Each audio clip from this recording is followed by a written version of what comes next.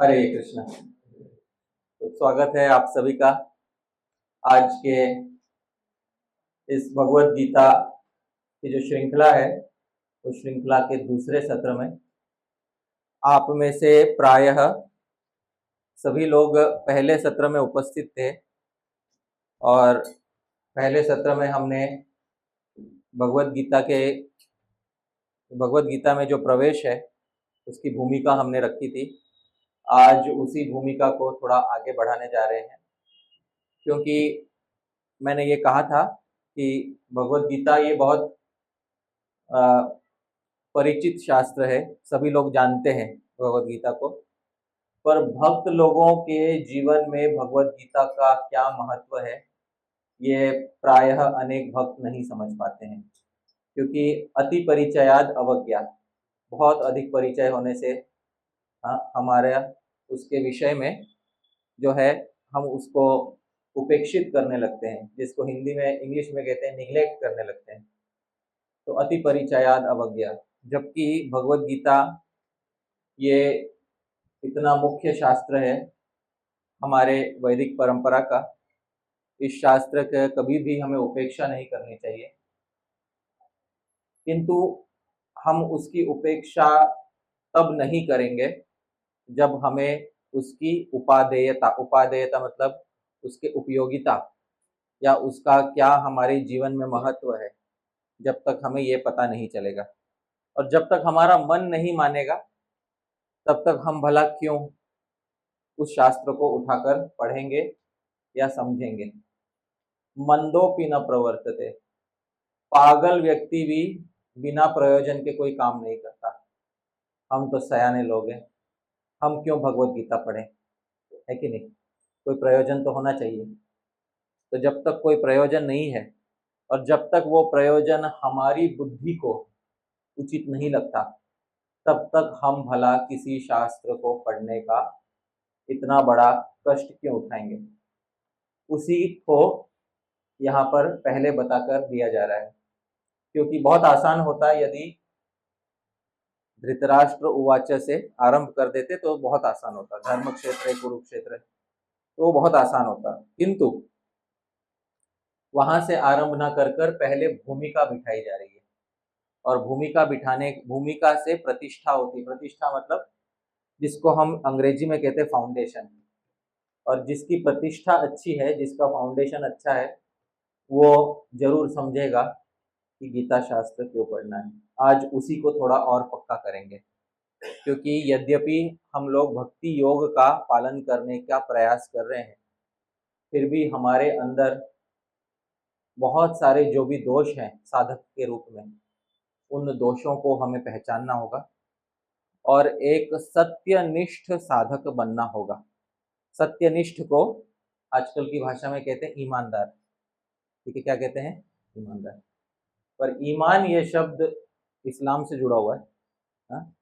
इसीलिए ईमानदार न कह के मैं क्या कहूँगा, सत्यनिष्ठ। तो अगर हमें साधक बनना है तो एक सत्यनिष्ठ साधक बनना बहुत आवश्यक है। पर आज उसके विषय में चर्चा करेंगे। पर कुछ भी हम चर्चा करें इससे पहले शिष्ट परंपरा ये कहती है कि मंगलाचरण हमें करना चाहिए। इसीलिए उसी शिष्ट परंपरा, शिष्ट परंपरा मतलब क्या? जो शिष्ट आचार्य हैं, पहले के आचार्य जो अनुशासन में जिन्होंने अध्ययन किया है, तो जो जिन्होंने शासन देखा है उन्हें कहते हैं शिष्ट। क्या कहते हैं उनको? शिष्ट। तो जो अनुशासन में रहे हैं शास्त्रों के, उन्हें कहते हैं शिष्ट। और ऐसे शिष्ट आचार्यों के द्वारा एक परंपरा स्थापित की गई है कि कार्यक्रम के आरंभ में, कार्यक्रम में होने वाले विघ्नों का नाश करने के लिए सबसे पहले मंगलाचरण किया जाता है। और इसी मंगलाचरण से मैं आरंभ करूंगा। प्रायः इन श्लोकों को आप जानते होंगे, आप हमारे जो भी जानते हैं आप हमारे साथ गा सकते हैं। ओम ज्ञानतिमिरान्धस्य ज्ञानाञ्जनशलाकया चक्षुरुन्मीलितं येन तस्मै श्रीगुरवे नमः। श्रीचैतन्यमनोभीष्टं स्थापितं येन भूतले सोऽयं रूपं कदा मह्यं ददाति स्वपदान्तिकम्। वन्देऽहं श्रीगुरो श्रीयुतपदकमलं श्रीगुरून् वैष्णवांश्च श्रीरूपं साग्रजातं सहगण रघुनाथान्वितं तं सजीवं साद्वैतं सावधूतं परिजनसहितं कृष्णचैतन्यदेवं श्रीराधाकृष्णपादान् सहगण ललिता श्रीविशाखान्वितांश्च नमो विष्णुपादाय कृष्णप्रेष्ठाय भूतले श्रीमते भक्तिवेदान्त स्वामिनिति नामिने नमस्ते सारस्वते देवे गौरवाणी प्रचारिणे निर्विशेष शून्यवादी पाश्चात्य देशतारिणे नमो महावदान्याय कृष्ण प्रेम प्रदायते कृष्णाय कृष्ण चैतन्य नामने गौरत्विषे नमः हे कृष्ण करुणा सिंधो दीनबंधो जगत्पते गोपेश गोपिका कांत नमोस्तुते तप्त कांचन गौरांगी राधे वृंदावनेश्वरी वृषभानुसुते देवी प्रणमामि हरिप्रिये वाञ्छाकल्पतरुभ्यश्च कृपा सिन्धुभ्य एव च पतितानां पावनेभ्यो वैष्णवेभ्यो नमो नमः जय श्री कृष्ण चैतन्य प्रभु नित्यानंद श्री अद्वैत गदाधर श्रीवासादि गौर भक्त वृंद हरे कृष्ण कृष्ण कृष्ण हरे हरे हरे राम राम राम हरे हरे। चलो प्रभुपाद की अनंत कोटि वैष्णव वृंद की ताई गौर प्रेमानंदे।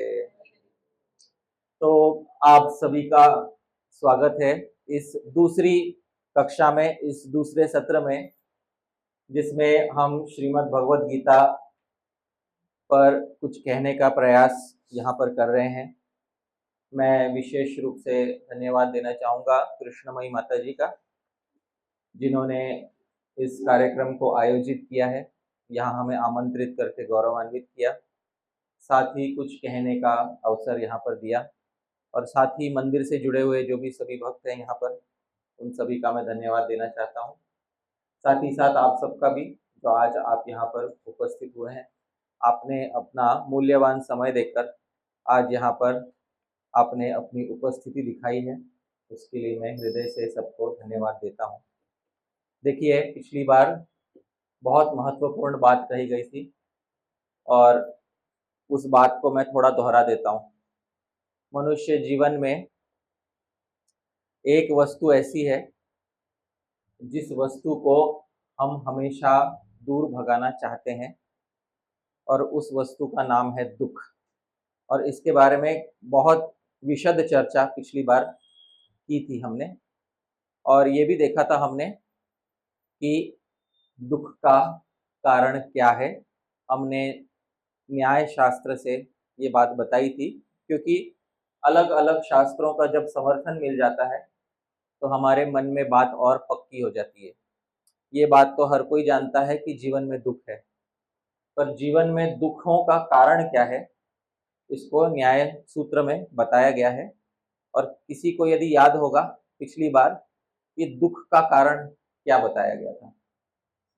जन्म। बहुत अच्छा। तो दुख का कारण क्या बताया गया था? जन्म। जन्म है तो दुख है, और जन्म होने के कारण ही ये सब दुख हुए हैं। और ये जन्म भी क्यों हुआ है? क्योंकि हमारे अंदर प्रवृत्ति यानी कर्म करने की वासनाएं हमारे अंदर, सही और गलत कर्म करने की वासनाएं हमारे अंदर अनादि काल से चली आ रही हैं। और ये सब क्यों है? क्योंकि हमने अंत में देखा था कि हमारे अंदर एक मिथ्या ज्ञान है जिसको अविद्या कहते हैं। क्या कहते हैं इसको? अविद्या। उस अविद्या के कारण हमारा पुनः पुनः हम कर्म कर रहे हैं, उससे पुनः पुनः जन्म हो रहा है, और पुनः पुनः उस जन्म के कारण हमें क्या देखना पड़ रहा है?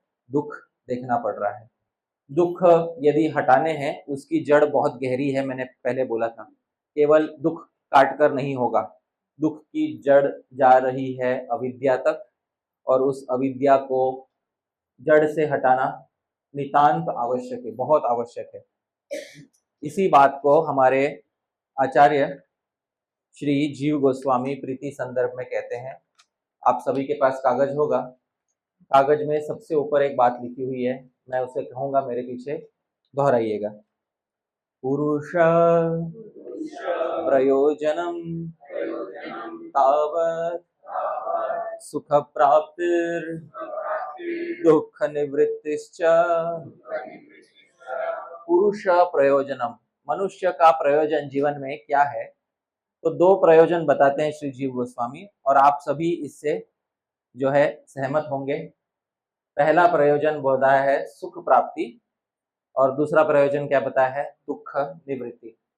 सुख की प्राप्ति करना, दुखों को हटाना। निवृत्ति मतलब दुखों को हटाना। अब मुझे एक बात बताइए, आप में से कौन कौन ये मानता है कि दुखों को हटाना ज्यादा महत्वपूर्ण है? सुखों को प्राप्त करने से ज्यादा महत्वपूर्ण दुखों को हटाना है।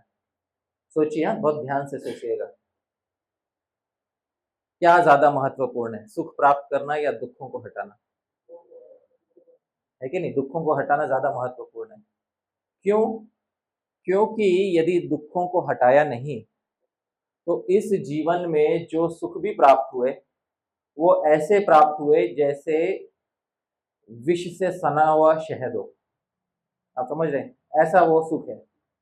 उस सुख की तुलना आचार्यों ने विष से सने हुए शहद से की है। कोई शहद दे दे पर उसमें विष मिला हुआ हो तो वो सुख है, पर किससे मिश्रित है? वो दुख से मिश्रित है। तो इसीलिए पहला कर्तव्य यह है कि दुखों को हटाया जाए। और मैंने कई बार ये उदाहरण दिया है। दशम स्कंद में एक कथा आती है, श्रीमद् भागवत के दशम स्कंद में एक कथा आती है महाराज नृग की।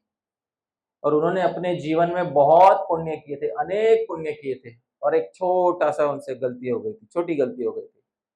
मृत्यु के उपरांत उन्हें यमराज जी के दर्शन हुए और यमराज जी बोले कि घबराओ मत, आपके बहुत सारे पुण्य हैं और एक छोटा सा आपका पाप है। तो पहले बताइए, क्या भोगना चाहोगे? पुण्यों का फल भोगना चाहोगे या पाप का फल भोगना चाहोगे? क्या चाहोगे पहले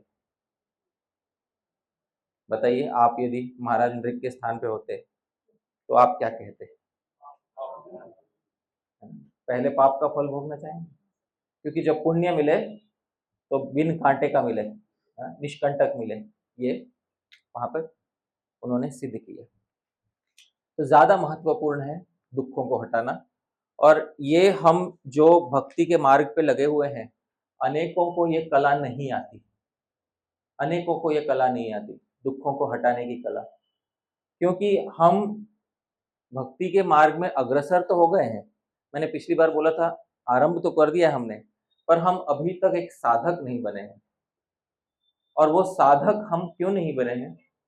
क्योंकि हमने वो कला नहीं सीखी है अब तक, जो कि भगवान गीता में बताने वाले हैं। गीता में ही एक श्लोक आएगा, तम विद्या दुख संयोग वियोगम योग संगीतम। दुख के संयोग के वियोग को योग जानना। आप समझ रहे हैं? दुख के संयोग के वियोग को योग जानो। योग किसको कहते हैं? दुख का संयोग होगा, मतलब दुख का संपर्क आपसे होगा, पर उस संपर्क को तुरंत काट लेना, यही योग है। और जो इसको नहीं समझता, वो भक्ति के मार्ग पे हो, ज्ञान के मार्ग पे हो, कर्म के मार्ग पे हो, किसी भी मार्ग पर हो, वो बेचारा दुख भोगेगा। और दुख भोगना ये किसी साधक के लिए उचित नहीं है। क्यों बेकार में दुख भोगना? यदि दुख भोगना ही है तो भगवान के लिए भोगना चाहिए, स्वयं के लिए नहीं। पर अनेक साधक जो हैं इस पथ पर आ जाने के बाद भी वृथा व्यर्थ में दुख भोगते रहते हैं, क्योंकि उन्हें वो कला नहीं आती है जो कला भगवान ने गीता में सिखाई है। उस कला को सीखना बहुत आवश्यक है। देखिए, मुख्य बात यह है कि सभी प्रकार के जो योग हैं, कर्म योग, ज्ञान योग, अष्टांग योग, भक्ति योग, इसमें मन का बहुत बड़ा खेल है। और जिस व्यक्ति को अपने मन को ठीक ठाक समझाना आ गया, बोलते हैं ना माइंड कंट्रोल, बोलते कंट्रोल मतलब संयम करना।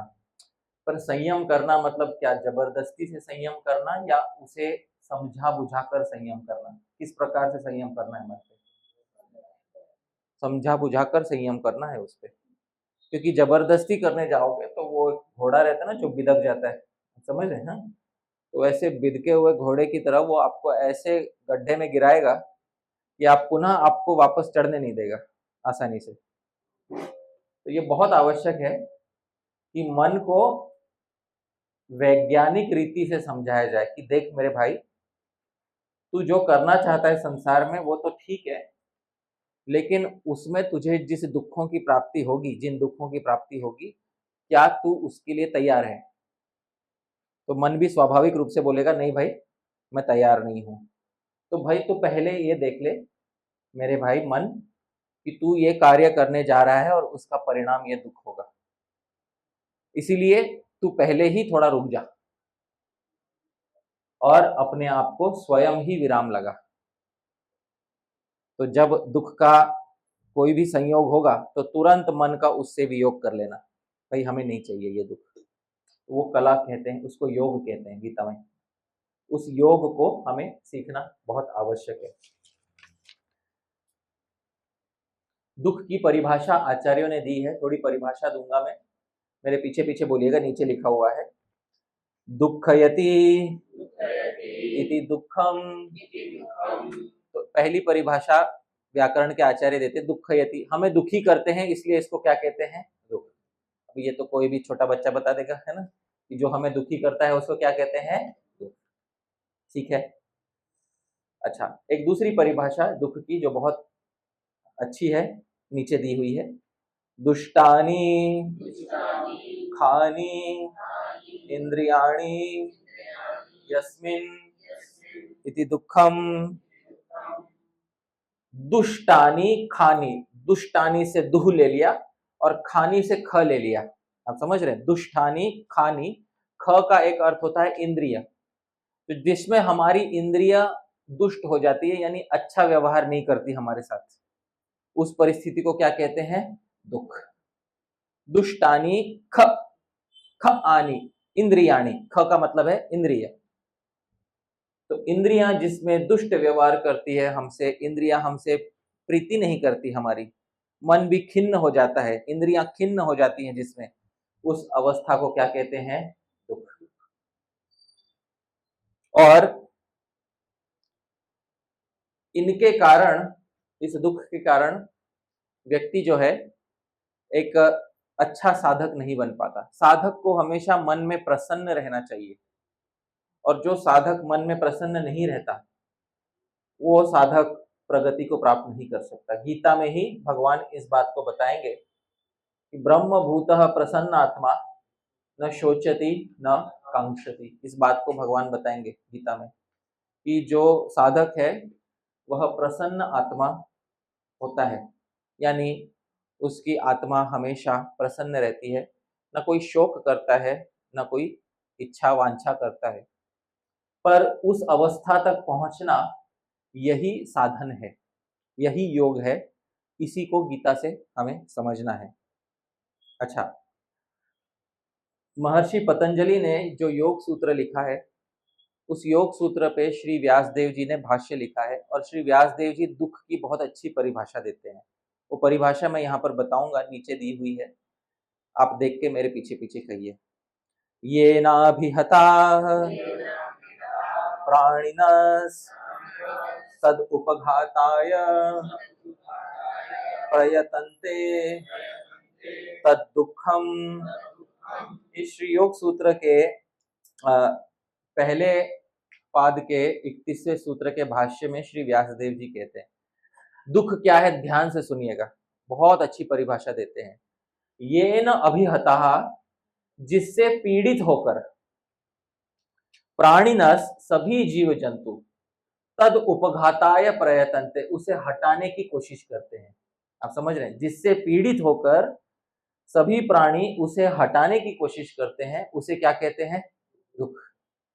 मतलब जिससे संपर्क में आकर सभी जीव जंतु उसे हटाने की कोशिश करते हैं, उस चीज को क्या कहते हैं, दुख। अब ये तो स्वाभाविक है कि नहीं, कि बहुत बार जैसे आपने देखा होगा जब भी दुख आता है, छोटा दुख भी यदि आ जाए तो भी हम उस दुख को क्या करने का प्रयास करते हैं, हटाने का प्रयास करते हैं। अब बात यह है कि कुछ दुख ऐसे हैं जो आसानी से हटाए जाते हैं। जैसे मैं बता देता हूं, अभी शाम को लोगों को भूख लगेगी। अब भूख लगना सुख है या दुख है? भूख लगना, जो सुख बोल रहे हैं वो 3 दिन भूखे रहेंगे? बोलिए, नहीं ना। तो भूख लगना, हाँ, पेट में, हाँ, अग्नि होना और उससे जीवात्मा को वेदना होना कि मैं भूखा हूं, ये सुख है या ये दुख है? तो जो दुख है, हाँ, ये जब दुख होता है, हाँ, इसकी निवृत्ति तो आराम से हो जाती है। इसको कैसे हटाएंगे हम? भोजन लेकर, सीधी बात है, भोजन लेकर हम हटाएंगे इसको। तो कुछ दुख ऐसे हैं जिसकी निवृत्ति बहुत आराम से हो जाती है। मान लीजिए हाथ पर कोई मक्खी बैठ जाए और कोई मच्छर बैठ जाए, खुजली होने लग जाए, हटा सकते हैं, ये बहुत आराम से हटाए जाते हैं, ऐसे दुख हैं। कुछ दुख ऐसे हैं जो हटाए नहीं हटते, है कि नहीं? उसमें से मुख्य दुख है जन्म मृत्यु, है कि नहीं? जन्म और मृत्यु। जरा व्याधि तो बात की बात है, ये दो मुख्य जो हट नहीं रहे, हटाए नहीं हट रहे। ये कौन से दुख है? जन्म और मृत्यु। ये हटाने से भी नहीं हट रहे हैं। तो ये दुख ऐसे हैं जिनको हटाने के लिए कुछ विशेष कार्य करना पड़ेगा। उसी के लिए हमें यहाँ पर जिज्ञासा करनी है, क्योंकि जिसके मन में ये जिज्ञासा नहीं है, जिसके लिए जीवन अच्छा चल रहा है, देखेंगे मरने के बाद क्या होता है, उन्हें लग रहा है मरने के बाद कुछ इनाम मिलेगा सरकार की तरफ से, है कि भाई अच्छा जीवन जिया, हाँ, या यमराज की तरफ से, भगवान की तरफ से कोई इनाम मिलेगा। अब भाई तुमने पृथ्वी पे 80 साल गुजारे, इसके लिए तो कुछ पुरस्कार मिलना ही चाहिए तुम्हें, है कि नहीं? तो कुछ लोग ऐसे हैं जिनको जरा भी इस विषय में चिंता नहीं है कि मृत्यु, जन्म इत्यादि ये दुख होते हैं और इन्हें हटाना चाहिए। और जो लोग ऐसे हैं, वे लोग लाख बोलने के बाद भी नहीं मानेंगे। उनके लिए प्रत्यक्ष ही प्रमाण होगा। जानते हैं प्रत्यक्ष ही प्रमाण मतलब क्या? जब वो प्रत्यक्ष में दुख भोगेंगे, तभी जाके उन्हें समझ में आएगा कि मेरे भाई, मेरे साथ कुछ गलत हो रहा है। इसीलिए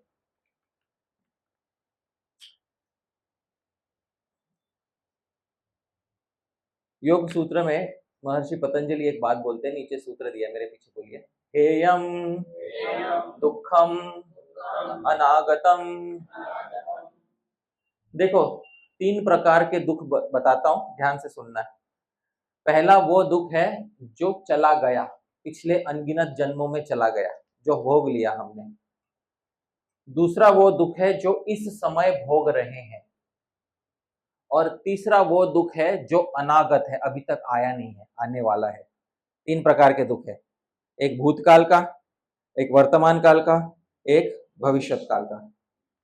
इसमें से मुख्य रूप से एक दुख हटाना है, अनागतम, जो अभी तक आया नहीं है, उसकी हानि हमें करनी है। क्योंकि जो बीत गया, जो दुख चला गया, उसका कुछ कर ही नहीं सकते। आप समझ रहे हैं? वो तो बीत गया, वो तो भोग लिया हमने। जो इस समय भोग रहे हैं, वो भी क्षण क्षण करके नष्ट हो रहा है। और उस दुख में भी हम चेष्टा यह करते हैं, उस दुख में भी जो इमीडिएट भविष्य में वो उस दुख की श्रृंखला आने वाली है, उसको काटे हम। सही बात है ना? और मुख्य रूप से जो दुख भविष्य में आने वाला है, उस दुख से बचना हर बुद्धिमान व्यक्ति का कार्य है। तो मुख्य रूप से भविष्य में जो दुख आने वाले हैं, उससे आप सब बचना चाहते हैं या नहीं बचना चाहते? 100% बचना चाहते हैं। अब उससे कैसे बचे, ये जानना आवश्यक है। इसीलिए देखिए, दुखों का इलाज होना चाहिए, है कि नहीं? सफेद का उल्टा क्या होता है? काला। और छोटे का उल्टा क्या होता है? बड़ा। तो दुख का उल्टा क्या होता है? सुख, है कि नहीं? तो भाई अगर हमें दुख हटाना है तो हमें क्या चाहिए होगा? पर दुर्भाग्य ये है कि इस संसार में सुख प्राप्त करने के बाद भी दुख हट नहीं रहे। उसका विलोम, उसका विपरीत शब्द है सुख। पर सुख प्राप्त करने के बाद भी दुख जा रहे हैं कि नहीं जा रहे हैं? आप में से कौन कौन है जो अपने आप को सुखी मानते हैं? हाथ उठाइए। अब तो कोई नहीं उठाएगा हाथ, है? हाँ, अभी सुखी है ना? बस अच्छी बात है। मैं चाहता हूं आप सुखी रहे हैं, वैसे मैं आपको दुख में नहीं देखना चाहता। मैं चाहता हूं आप सुखी रहे। आप मुझे बताइए, आप तो कह रहे हैं अभी सुखी हैं। हाँ हाँ हाँ, ठीक है। मैं बिल्कुल खंडन नहीं कर रहा हूँ। आपने सही बात बोली, है कि नहीं? जब अभी कार्यक्रम खत्म होगा, प्रसाद होगा, प्रसाद लेते ही सब लोग क्या हो जाएंगे? सुखी होंगे कि दुखी होंगे? सुखी होंगे ना। तो जब सुखी होंगे उस समय इस एक सुख से क्या सभी दुखों की निवृत्ति हो गई या नहीं हो गई? तो एक सुख से एक दुख की निवृत्ति हो जाती है। आप समझ रहे? जैसे भोजन रूपी सुख से भूख रूपी दुख की क्या हो गई? निवृत्ति हो गई। धन रूपी सुख से गरीबी रूपी दुख की क्या हो गई? निवृत्ति हो गई। तो एक सुख से कितने दुखों की निवृत्ति होती है? एक। प्रायः एक से, कभी कभी एक से दो की भी हो जाती है कि नहीं? तो लेकिन हमें वो सुख चाहिए जिससे एक साथ सारे दुख हट जाएं। वो कौन सा सुख है? ये बताइए। थोड़ा सोचना होगा इस विषय में। अगर उसका नाम भी पता चल जाए हमें तो पता चल जाएगा ना कि प्राप्त क्या करना है। अभी तक तो यही नहीं पता कि प्राप्त क्या करना है, तो ढूंढेंगे किसको? तो पहले ये बताइए, उस एक सुख का नाम बताइए जिस सुख को प्राप्त करने करते ही सारे दुखों की निवृत्ति अपने आप हो जाएगी।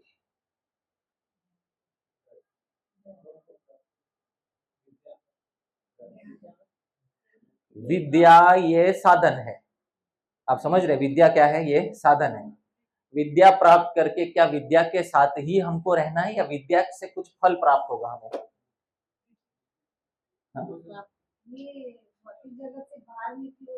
हाँ, हाँ, रस तो बहुत ऊंची बात होगी। ये तो गीता है ना, थोड़ी चैतन्य चरितामृत का क्लास थोड़ी है। जब हम गीता की बात करेंगे तो गीता में सीमित रहेंगे, है कि नहीं? गीता भक्ति रस की उतनी बातें नहीं करता जितना श्रीमद् भागवत करता है। श्रीमद् भागवत में आरंभ में ही भक्ति रस की बात है।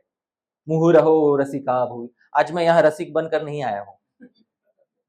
आज मैं यहाँ तत्व विवेचन करने आया हूँ, है कि नहीं? गीता जाननी है मतलब योगी बनना होगा, ये बात है। वो रस की बात तब आएगी जब भक्ति योग इत्यादि में थोड़ा और हाँ, अवगाहन करेंगे, थोड़ा और डूबेंगे, तब बात रस की आएगी।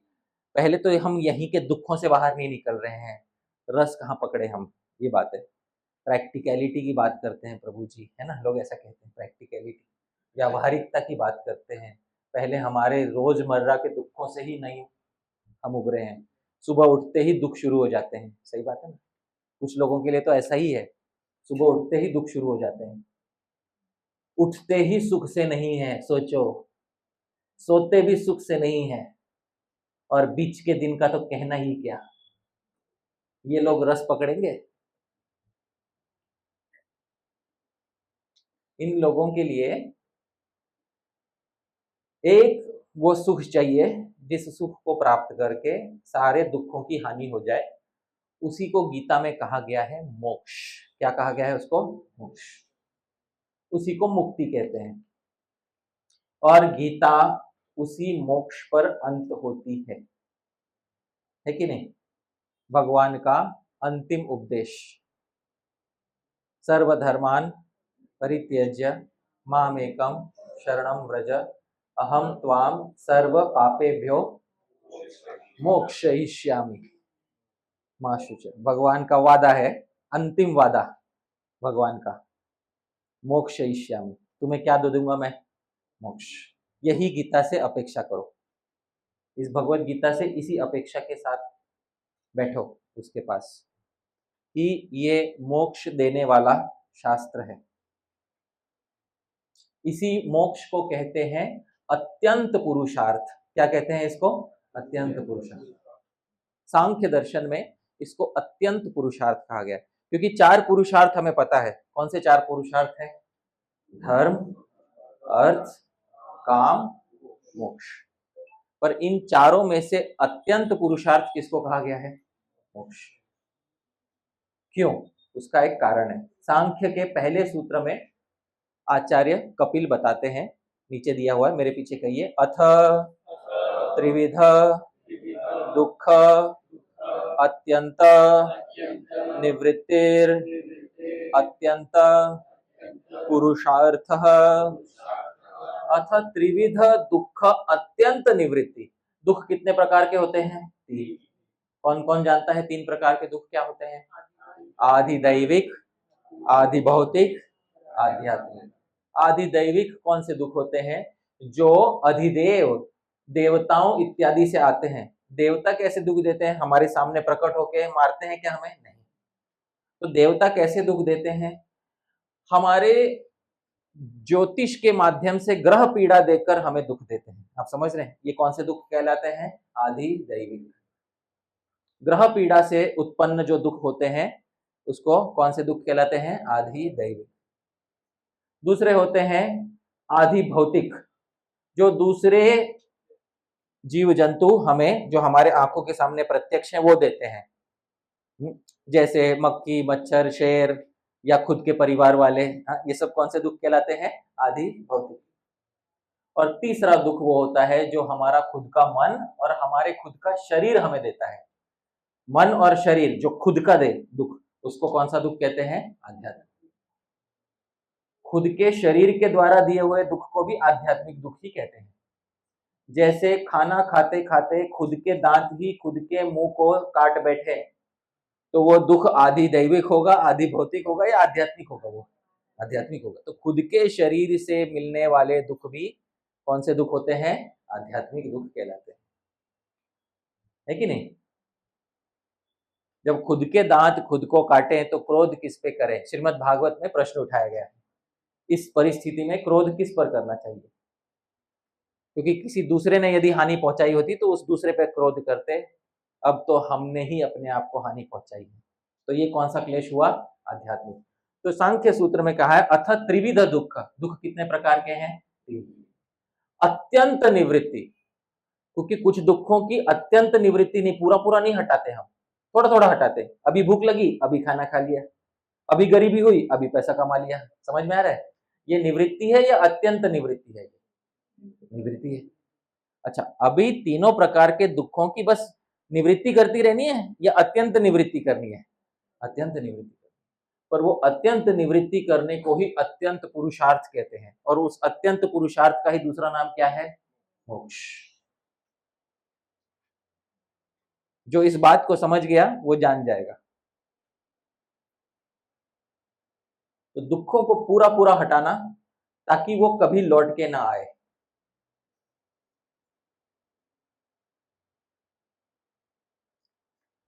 एक बहुत अच्छा मुझे श्लोक याद आ रहा है, यहाँ पे नहीं दिया है मैंने। एक बहुत अच्छा ग्रंथ है काव्य का, जिसका नाम है चंद्रालोक। चंद्रालोक ये कवि श्री जयदेव के द्वारा लिखा हुआ है। ये वो वाले जयदेव गोस्वामी नहीं है, एक दूसरे जयदेव है। उसमें उन्होंने एक बहुत अच्छा उदाहरण दिया है। यत्र न स्यात् पुनः शत्रुर् गर्जितम तज्जितम जितम। बहुत अच्छा लिखा उन्होंने। यत्र न स्यात् पुनः शत्रुर् गर्जितम तज्जितम जितम। जहां शत्रु का पुनः गर्जित ना हो, जहां शत्रु पुनः गर्जित ना हो, गर्जित मतलब क्या? चिल्लाए नहीं। तज्जितम जितम, वो जीत ही जीत है। समझ में आ रहा है? यत्र न स्यात् पुनः शत्रुर् गर्जितम तज्जितम जितम। जहां पुनः शत्रु उठ के गरज न सके, वो जीत ही जीत है। तो बहुत अच्छा उदाहरण, बहुत अच्छा श्लोक लिखा है उन्होंने। और जहां पुनः दुख अपना फन उठा के मार ना सके हमें, वही जीत जीत कहलाएगी, अन्यथा हार हो जाएगी। ये जानना आवश्यक है। इसीलिए मोक्ष ही हमारा अत्यंत पुरुषार्थ है। और ये गीता शास्त्र जब हम पढ़ेंगे तब हम इसी पुरुषार्थ की बात करेंगे, क्योंकि जो बाकी के 3 पुरुषार्थ है, धर्म, अर्थ और काम, ये दुख की अत्यंत निवृत्ति करते हैं या केवल निवृत्ति करते हैं? निवृत्ति, अत्यंत निवृत्ति नहीं कर पाएंगे। धर्म पुरुषार्थ क्या होता है कि भाई आप वेदों के मार्ग पे चलो, जिससे आपको अच्छे जन्म की प्राप्ति होगी, ऊंचे लोकों की प्राप्ति होगी, पुण्य मिलेगा। इसको कौन सा पुरुषार्थ कहते हैं? धर्म। इससे दुखों की अत्यंत निवृत्ति होगी या केवल निवृत्ति होगी? निवृत्ति होगी। पुनः दुख लौट आएंगे। क्यों दुख लौट आएंगे, कोई बता सकता है? हाँ, क्योंकि केवल पुण्य करने से जन्म मृत्यु का चक्कर कटेगा क्या? और इसमें दूसरा धोखा भी है। क्या दूसरा धोखा है? जब अच्छी सुविधाएं मिलती हैं तो व्यक्ति प्रायः मदोन्मत्त होकर कुछ गलत काम कर बैठता है। हिंदी में कहावत है, तप से राज्य, राज्य से नरक। तप से क्या मिला और राज्य से क्या मिला? क्योंकि राजा को प्रजा के पापों का भाग लेना पड़ता है, और राजा खुद गलती करता है तो उसे बहुत सारा गुना उसको पाप लगता है। तो तप से राज्य और राज्य से नरक, ये होता है। इसीलिए धर्म पुरुषार्थ से दुखों की अत्यंत निवृत्ति नहीं हो सकती। अर्थ पुरुषार्थ यानी समृद्धि लाओ, पैसा कमाओ, धन धान्य हो, घर परिवार साथ हो, इससे दुखों की अत्यंत निवृत्ति होगी क्या? नहीं। तीसरा है काम पुरुषार्थ। मन में जो जो इच्छाएं हैं, कामनाएं हैं, शास्त्र के अनुसार बिना किसी दूसरे पुरुषार्थ को धक्का पहुंचाए उसकी पूर्ति कर लो, इसको कहते हैं काम पुरुषार्थ। पर इसको पूरा करते करते हम नए दुखों को जन्म दे रहे हैं। पिछली बार मैंने बताया था, जब जब हम सुख भोगते हैं तब एक नया संस्कार जन्म लेता है। संस्कार दुख कहते हैं उसको। क्या कहते हैं? संस्कार दुख। जब जब सुख भोगते हैं, उस सुख को भोगते समय मन में एक संस्कार बैठ जाता है, वाह ये तो बहुत अच्छा था। कभी कभी होता है ना, कभी हम किसी स्टोर में जाते हैं, वहां पे हमें कोई नया जूस, कोई नया पेय दिखाई देता है, नए फल का रस दिखाई देता है, और हमने पहले देखा ही नहीं। हाँ? और इतना अच्छा होता है कि हमें लगता है वाह ये तो बहुत अच्छा है, बहुत अच्छा है। और एक बार उसको हम पी लेते हैं तो मन में सुख का एक संस्कार बैठ जाता है। अब 2 महीने बाद वो कंपनी बंद हो गई,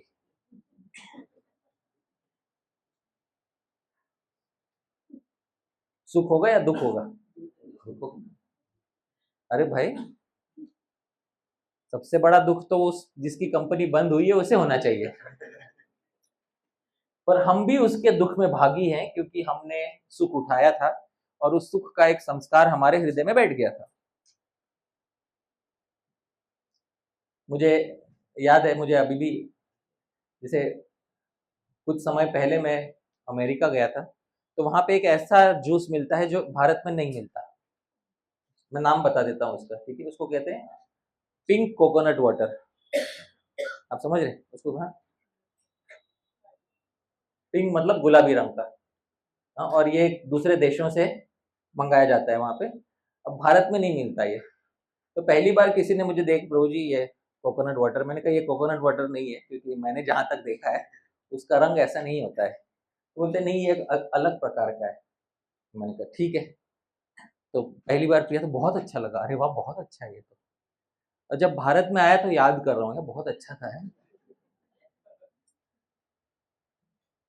और ढूंढ रहा हूँ कहीं मिलेगा क्या, भारत में मिलता ही नहीं। अब सुख है या दुख है? दुख है। ऐसी बात है। तो काम पुरुषार्थ, मैं जो बात कह रहा था, कामनाएं पूर्ति करना, इससे दुख की निवृत्ति नहीं हो सकती। और इसी बात को श्रीमद् भागवत में, मनुस्मृति में, दोनों में एक जगह एक ही श्लोक से कहा है, न जातु कामः कामानाम उपभोगे न शाम्यति, हविषा कृष्ण वर्तमेव भूय एवाभिवर्धते। न जातु कामः कामानाम उपभोगे न, कामनाएं कामनाओं को भोगने से शांत नहीं होती। बहुत महत्वपूर्ण बात कही है। कामनाएं कामनाओं के भोगने से शांत नहीं होती, कभी शांत नहीं होती। जैसे कृष्ण वर्त्म एवं हविषा, जैसे घी डालने से अग्नि शांत नहीं हो सकती, कभी बढ़ती जाती है वो, वैसे कामनाओं को भोगने की इच्छा, मतलब कामनाओं से कामनाएं शांत नहीं हो सकती। ये बात, काम पुरुषार्थ हमें सुख नहीं दे सकता। अब अंत में एक ही पुरुषार्थ बच जाता है, कौन सा बच जाता है? मोक्ष। यही हमारी आस टिकी हुई है, और अगर इस पुरुषार्थ की प्राप्ति हो जाए तो हम निश्चित रूप से सुखी हो जाएंगे। तो इसी पुरुषार्थ के लिए गीता शास्त्र है, इसी पुरुषार्थ के लिए, क्योंकि बहुत सारे आचार्यों ने धर्म के बहुत शास्त्र लिखे, अर्थ के भी शास्त्र लिखे, काम के भी शास्त्र लिखे। धर्म के शास्त्र कौन कौन से हुए? मनुस्मृति, पराशर स्मृति, बहुत सारे स्मृति शास्त्र हुए। ये कौन से शास्त्र कहलाते हैं? धर्म शास्त्र। संसार में धर्म के अनुसार कैसे चलना है जिससे पाप न लगे, पुण्य हो, धर्म शास्त्र। अर्थशास्त्र लिखे कौटिल्य मुनि ने, जिनको हम चाणक्य भी कहते हैं, अर्थशास्त्र लिखा। श्री वात्स्यायन मुनि ने काम शास्त्र लिखा। और ये तीनों शास्त्र पुण्य का मार्ग दिखाते हैं। बहुत सारे लोगों ने गलत फहमी फैला रखी है, गलत बात फैला रखी है कि काम शास्त्र पाप देता है। बहुत गलत बात है। जिन लोगों ने ठीक से पढ़ाई नहीं की है ना, जिन्होंने मूल में जाके नहीं पढ़ाई की है ना, वो लोग ऐसी गलत बात करते हैं। जिन्होंने मूल ग्रंथों को देखा है वो जानते हैं कि हमारे ऋषि कभी हमें पाप का संपर्क होने नहीं देंगे, कभी नहीं होने देंगे। तो धर्म शास्त्र, अर्थशास्त्र और काम शास्त्र, ये तीनों शास्त्र ऋषियों ने लिखे हैं, हमारे कल्याण के लिए लिखे हैं। किंतु ये कल्याण जो है वो थोड़े समय का है। शाश्वत कल्याण चौथे शास्त्र से होगा। कौन से शास्त्र से होगा? मोक्ष शास्त्र से। और उस मोक्ष शास्त्र को, उस मोक्ष की प्राप्ति के लिए अनेक आचार्यों ने भरसक प्रयास किए, पर उपनिषदों में एक बात कह के गए। व्यासदेव जी ने उपनिषदों में एक बात लिख दी, अगर आपको दुखों का अंत करना है, किस किस को पूरा अंत करना है दुखों को? हाथ उठाइए। सबको? मुझे भी करना है, मैं तो दोनों हाथ उठाऊंगा, है कि नहीं? तो उपनिषद में श्वेताश्वतर में एक बहुत अच्छी बात कही गई, नीचे लिखी गई है, श्लोक है, बहुत अच्छा श्लोक है, मेरे पीछे गाइएगा। यदा चर्मवदाकाशम वेष्टयिष्यन्ति मानवाः तदा देवम् अविज्ञाय दुःखस्यान्तो भविष्यति। श्वेताश्वतर का ये श्लोक इतना महत्वपूर्ण है हम सभी को जानने के लिए।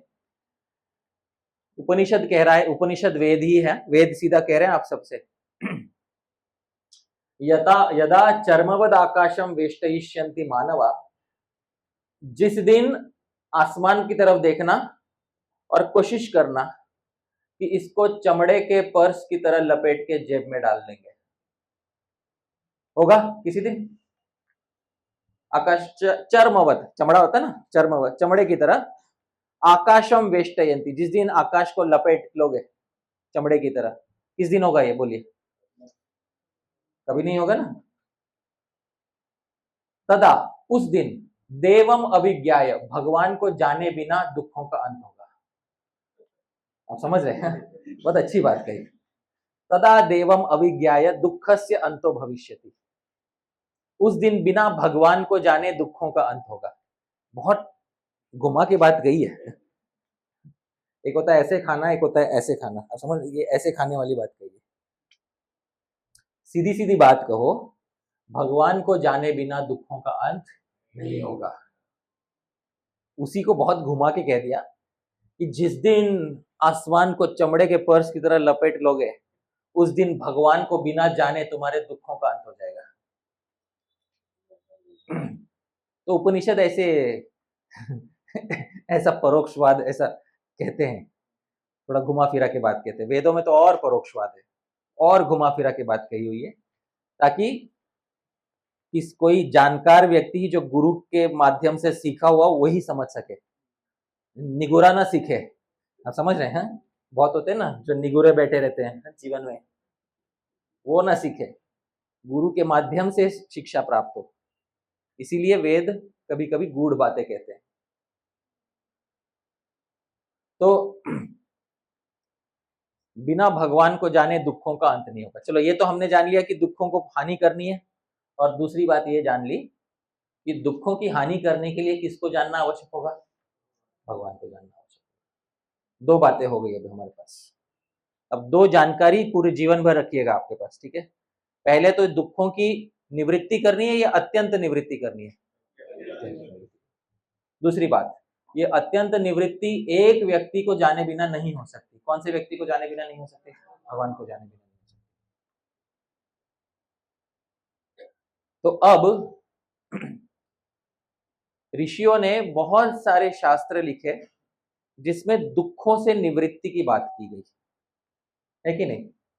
जैसे नीचे कुछ ऋषियों का नाम लिखा हुआ है। पहले ऋषि है कणाद ऋषि। कणाद ऋषि ने एक दर्शन दिया।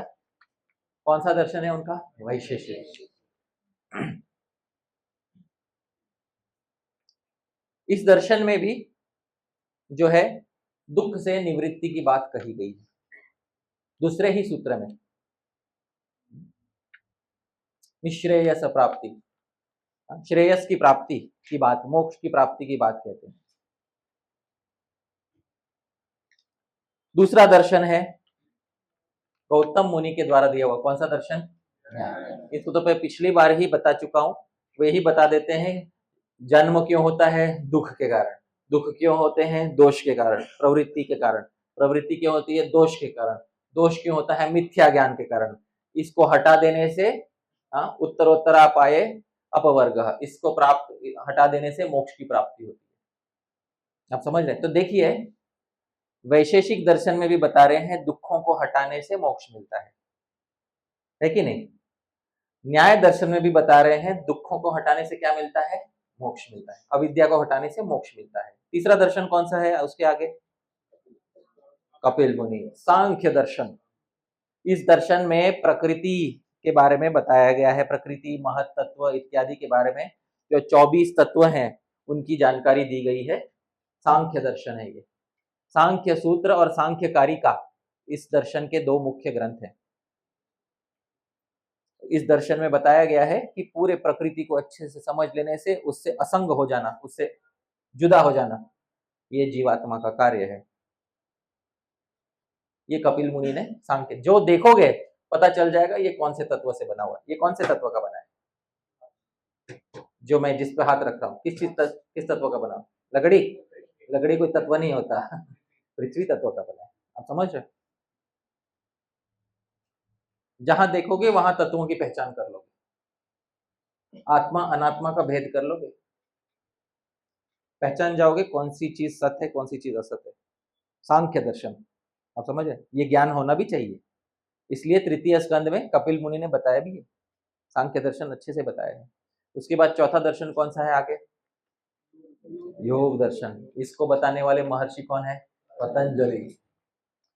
हमें बहुत गर्व है इन पर, क्योंकि यद्यपि इनका तिरोभाव हो चुका है, मतलब डिसअपियरेंस कहते हैं, तिरोभाव होने के 2500-3000 हजार साल बाद भी इन्होंने दुनिया पे कब्जा कर रखा है कि नहीं?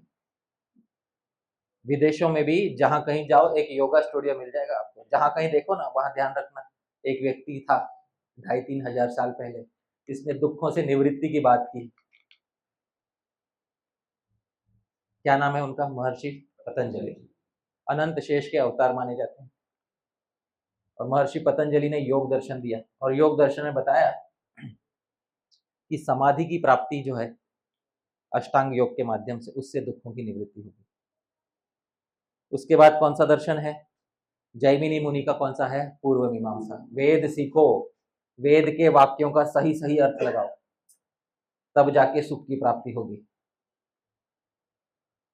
और अंत में श्री व्यास देव जी ने आके कौन सा दर्शन दिया? उत्तर मीमांसा, जिसको वेदांत दर्शन कहते हैं। और वेदांत दर्शन के तो चौथे अध्याय के चौथे पाद में, अंतिम पाद में मोक्ष की ही बात है, सिर्फ मोक्ष के ही विषय में है वो पूरा 4.4, 4 अध्याय है उसमें, और हर अध्याय में 4 पाद है। तो चौथे अध्याय का जो चौथा पाद है वेदांत सूत्र का, मोक्ष की ही बात करता है, मोक्ष के लिए ही है वो। मोक्ष में क्या अवस्था होती है, उससे पहले वाले अध्याय भी करते हैं, लेकिन विशेष रूप से अंतिम अध्याय मोक्ष की ही बात करता है। और अंतिम सूत्र तो है अनावृत्ति ही शब्दाद, अनावृत्ति ही शब्दाद। जिसका मोक्ष हो जाता है वो पुनः लौट के नहीं आता। क्यों? शब्दाद, शास्त्र कहता है। अनावृत्ति ही शब्दाद, जिसका मोक्ष हो जाता है वो लौट के नहीं आता। कौन कहता है? शास्त्र कहता है। 2 बार बोला है, अनावृत्ति ही शब्दाद, अनावृत्ति ही शब्दाद, अंतिम सूत्र वेदांत सूत्र का। अच्छा, सारे दर्शनों में दुखों को हटाना है ये तो बोल दिया, लेकिन एक और चीज तो जरूरी है ना। क्या जानना जरूरी है? किसको जानना जरूरी है? अब ये प्रायः 6 दर्शनों में मिलना बहुत कठिन है। भगवान को जानना ये 6 दर्शनों के माध्यम से बहुत कठिन है। पतंजलि मुनि योग सूत्र में बस एक इशारा कर देते हैं, ईश्वर प्रणिधानाद्वा, भगवान की शरणागति ले लो। पर भगवान है कौन? वही जो क्लेश से मुक्त है, कर्म से मुक्त है, विपाक से मुक्त है, वही भगवान है, इतना बता देते हैं। हमें ऐसा चाहिए कि भगवान की पूरी जानकारी देने वाला शास्त्र हो, जिसमें पूर्व मीमांसा, उत्तर मीमांसा, सांख्य, योग, न्याय, वैशेषिक दर्शन सभी के सूत्र मौजूद हो, और जिस एक शास्त्र में भगवान के विषय में भी जानकारी हो, ताकि भगवान को जानने से और इन सारे तत्वों को अच्छे से जान लेने से हमारी दुखों से निवृत्ति पूरी पूरी हो जाएगी। क्योंकि बिना भगवान को जाने दुखों से निवृत्ति होगी क्या? नहीं। अब वो एक शास्त्र कौन सा है जिसमें भगवान के विषय में भी है और जिसमें इन सारे दर्शनों के तत्व भी आते हैं? ऐसा एक शास्त्र कौन सा है?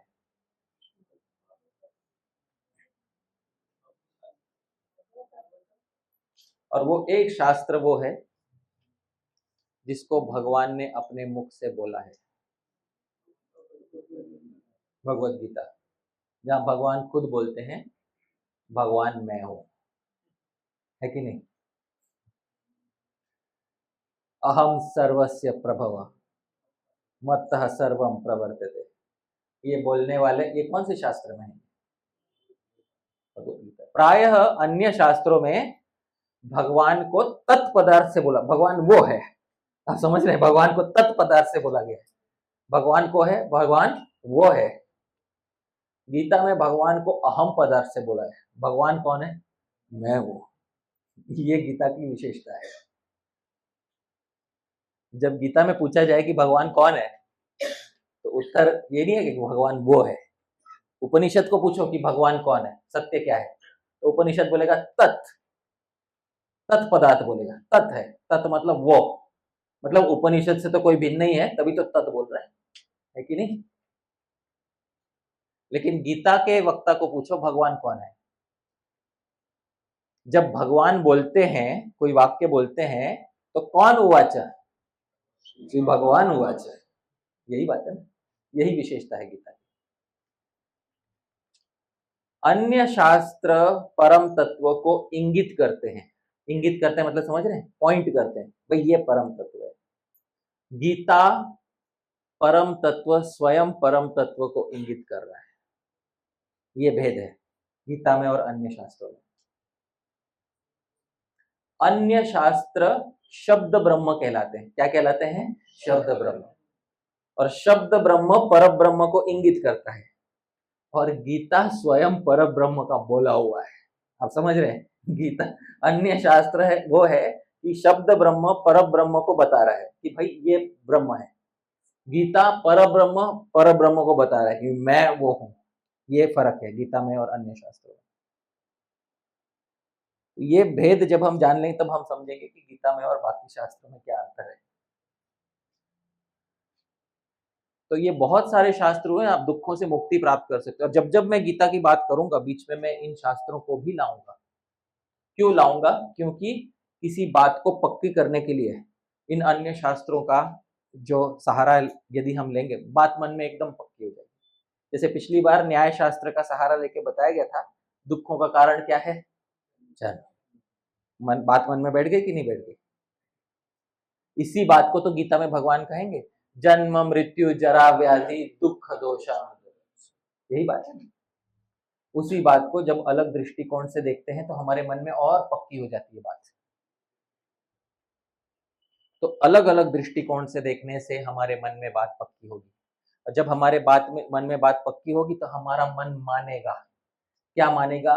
अरे भाई, संसार सुख नहीं है, संसार क्या है? दुख है। और जब मन मान जाएगा, फाइनली जब मन मान जाएगा कि भाई संसार सुख नहीं है, संसार क्या है? दुख है, उस दिन मन अपने आप संयम में आ जाएगा। उसको कोड़े मारने की आवश्यकता नहीं होगी आपको, क्योंकि बहुत सारे साधक ये वहम रखते हैं मन में कि मन को कोड़े से मारने से हम मन जो है नियमित होगा। मन कोड़े मारने से नियमित नहीं होता है। मन कैसे नियमित होता है? सुख से नियमित होता है या दुख से नियमित होता है?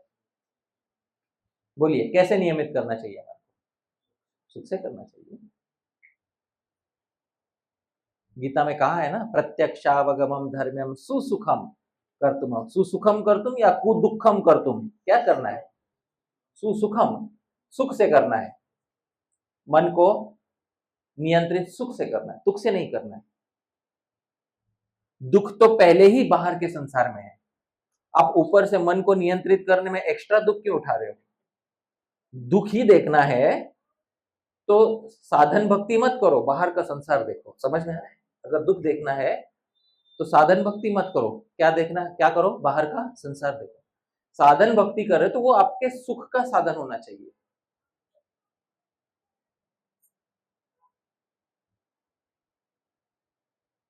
और विशेष रूप से जो भक्ति योग में लगे हुए हैं, उनको तो किसी भी समय दुख का भागी नहीं होना चाहिए। जब जब आप भगवान के संपर्क में आ रहे हो, भक्ति योग के संपर्क में ये आपके सुख का समय है। आप क्यों व्यथा दुख में बिता रहे हो उस समय को? क्योंकि हम वैज्ञानिक रीति से भक्ति नहीं करते। स्पष्ट बात बोल देता हूं, दूसरों की भेड़ चाल पर चलना हमें भक्ति योग लगता है। स्पष्ट बोल दे, कभी कभी बोलना पड़ता है कि नहीं? इसने दीप दिखा दिया तो मैंने भी दिखा दिया, सही बात है ना? हा? पर वो दीप दिखाया, वो भक्ति योग कैसे हुआ? उसमें कुछ वैज्ञानिकता होनी चाहिए ना। जब तक वो वैज्ञानिकता नहीं पकड़ोगे तब तक दीप तो दिखा दोगे और थोड़ी स्वीकृति भी प्राप्त कर लोगे, किंतु भक्ति योग का जो मर्म है वो समझ नहीं पाओगे। ये बहुत महत्वपूर्ण है ये जानना कि वो बहुत वैज्ञानिक पद्धति है भक्ति योग। ये केवल बस कुछ छोटे मोटे, जिसको रीति रिवाज बोलते हैं ना, जिसको रीति रिवाज नहीं है वो, उसके पीछे एक बहुत बड़ी वैज्ञानिक पद्धति है। भगवान का नाम लेना एक रीति रिवाज नहीं है, इसमें बहुत बड़ी वैज्ञानिक पद्धति है। मैं समझाता हूँ, जो जो नहीं समझता मैं समझाता हूँ। भगवान का नाम लेना सुख का कारण होता है या दुख का कारण? दुख से लेना चाहिए, सुख से लेना चाहिए? अधिकांश लोग जब उनको सुबह सुबह उठ के 16 माला का पहाड़ दिखता है अपने सामने, जब वो सुबह उठते हैं, उन्हें पता है कि कुएं में से 16 बाल्टियां खींचनी है कि नहीं? हरे कृष्णा खींचनी है उनको। तो जब उन्हें ये पता होता है तो वो सुख से खींचते हैं या दुख से खींचते हैं? दुख से खींचते हैं। सच सच बोलिए, झूठ नहीं बोलना है।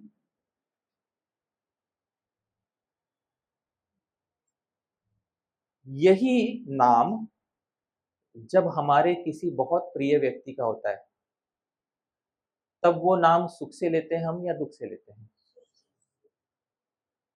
कोई पुरुष यदि किसी स्त्री के अतिशय प्रेम में पड़ जाए, या कोई स्त्री किसी पुरुष के अतिशय प्रेम में पड़ जाए, और उस पुरुष को स्त्री का नाम या स्त्री को पुरुष का नाम किसी बोर्ड पे लिखा हुआ दिखाई दे, तो वो नाम लौकिक है या अलौकिक है उस व्यक्ति के लिए? पूछ रहा हूँ प्रभु, बहुत ध्यान से सोच के बताइएगा। उस व्यक्ति के लिए वो नाम इस दुनिया का है या दुनिया से परे है कि नहीं? उस व्यक्ति के लिए वो नाम इस दुनिया का नहीं है, क्योंकि उस नाम में उसको वो सुख मिल रहा है जो इस दुनिया में उसको बाकी नामों में नहीं मिलता। यही प्रीति जब भगवान में हो जाती है, भगवान के नामों में हो जाती है, तो वो वैज्ञानिक दृष्टिकोण से हम भगवान में प्रेम करने लगते हैं। रूप गोस्वामी बोलते हैं इस चीज को, युवती नाम यथा यूनि यूनाम च युवतौ यथा मनोभिरमते तद्वत् मनो में रमताम त्वयि। जैसे स्त्री का मन पुरुष में नितांत आसक्त हो जाता है और पुरुष का मन स्त्री में नितांत आसक्त हो जाता है, भगवान मेरा मन भी आप में उसी तरह आसक्त हो जाए। यही तो बात बोली रूप। भक्ति इसी को कहते हैं, भगवान के विषय में एक स्वाभाविक आकर्षण होना आवश्यक है, क्योंकि रीति रिवाज तो सब करते हैं, भेड़ चाल में होके रीति, और करना भी चाहिए। जिसको प्रेम प्राप्त नहीं है उसको रीति रिवाज करने भी चाहिए, उसके लिए तो आवश्यक है, पर वैज्ञानिकता सीखनी बहुत आवश्यक है। धीरे धीरे धीरे धीरे भगवान के विषय में आकर्षण होना भी आवश्यक है। तो अब ये वो शास्त्र है, गीता शास्त्र, जो बोला था भगवान श्री कृष्ण ने और सुना था श्री अर्जुन ने, और अर्जुन की भगवान श्री कृष्ण में पहले से ही क्या थी? प्रीति थी। अर्जुन के लिए श्री कृष्ण कोई साधारण व्यक्ति नहीं थे जिसको बस महाभारत के लिए सारथी बना लिया है, क्योंकि महाभारत में ऐसे बहुत सारे लोग थे जिन्होंने बस युद्ध मात्र के लिए किसी को सारथी बना लिया। आप समझ रहे? जैसे कर्ण ने महाभारत के युद्ध में, हाँ, बस युद्ध मात्र के लिए सारथी बना लिया था। वो सारथी भी ऐसा था जो कर्ण को हतोत्साहित करता रहता था। तो ये वैसे सारथी नहीं है। अर्जुन की इनमें गाढ़ प्रीति है, अर्जुन इनको अपना मित्र मानते हैं। और ऐसा व्यक्ति जब गीता बोलेगा, ऐसा व्यक्ति जब आपका उपदेशक बन जाएगा, जब आपका गुरु बन जाएगा, तो उसके बोले हुए वाक्यों को अर्जुन ने कितने प्रेम पूर्वक स्वीकार किया होगा, ये हमें सोचना चाहिए। बहुत बड़ा भेद है जब हम गीता सुनते हैं और जब अर्जुन ने गीता सुनी थी। प्रभुपाद जी इसी बात को कहते हैं, as it is means as it was received by Arjun. सही बात है ना? यही बात बोलते Prabhu, as it is as it was received, जैसे अर्जुन ने उसको सुना था उसी का मतलब है एज इट इज। नहीं हो रहा, कोई बात नहीं, यहाँ हो रहा है, हो जाएगा। ये भी दुखी है, आप समझ रहे, इसमें कोई सुख नहीं है। कब रिकॉर्डिंग बंद हो जाए उसका दुख लगा रहता है। मत दुख मनाइए, उसका स्वभाव है बंद हो जाना, वो पैदा ही हुआ है बंद होने के लिए। ठीक है, अच्छी बात तो यह है कि उसका छोटा भाई यहाँ पर है जो कर रहा है रिकॉर्डिंग।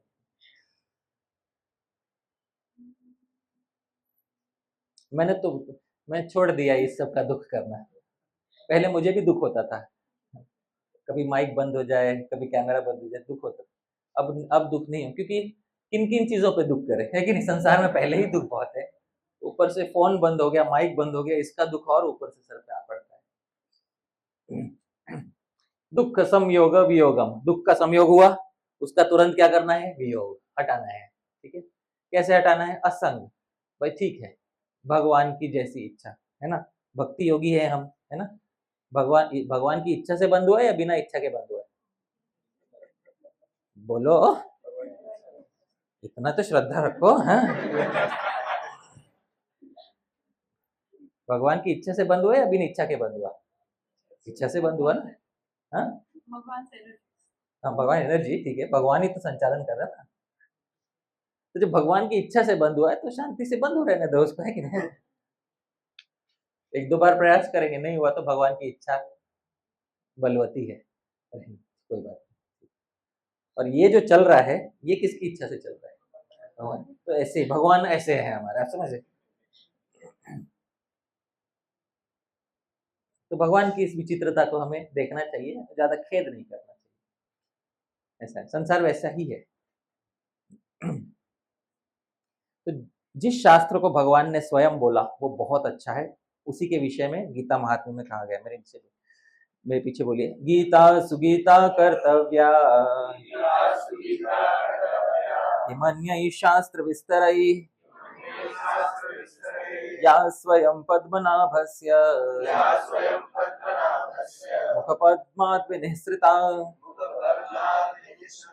गीता सुगीता कर्तव्य। अरे भाई इस गीता को सुगीता कर लो, अच्छे से गा लो, कंठ में बिठा लो। समझ में आ रहा है? गीता को सुगीता बना लो, यानी इसको अच्छे से गाओ, इसको कंठ में बिठा लो, कंठ का आभूषण बना लो। किमन्ये शास्त्र विस्तरे, अरे बाकी शास्त्रों का विस्तार क्या करना, बाकी शास्त्रों में दुख की हानि करने के उपाय तो बताए जाएंगे, योग शास्त्र, न्याय शास्त्र इत्यादि में दुख की हानि के उपाय तो बताए जाएंगे, पर इस शास्त्र में स्वयं पद्मनाभस्य मुख पद्मा, यहाँ भगवान खुद बताएंगे अपने बारे में। तो बोलो कौन सा शास्त्र चाहिए? षड दर्शन चाहिए या भगवत गीता चाहिए? क्या चाहिए? भगवत गीता चाहिए, क्योंकि बिना भगवान को जाने जो मोक्ष मिला वो मोक्ष भी एक धोखा था, याद रख लेना। बिना भगवान को जाने जिस मोक्ष के वादे मिले जो तुमको, है ना, वो मोक्ष के वादे भी झूठे निकलेंगे। जिस दिन आकाश को चमड़े की तरह लपेट लोगे ना, उस दिन ये सब बाकी शास्त्रों को पढ़ के मोक्ष प्राप्त कर लेना, क्योंकि बाकी शास्त्रों में भगवान की उतनी जानकारी नहीं दी जाएगी जितनी जानकारी गीता में है, और गीता से अधिक जानकारी श्रीमद् भागवत में है।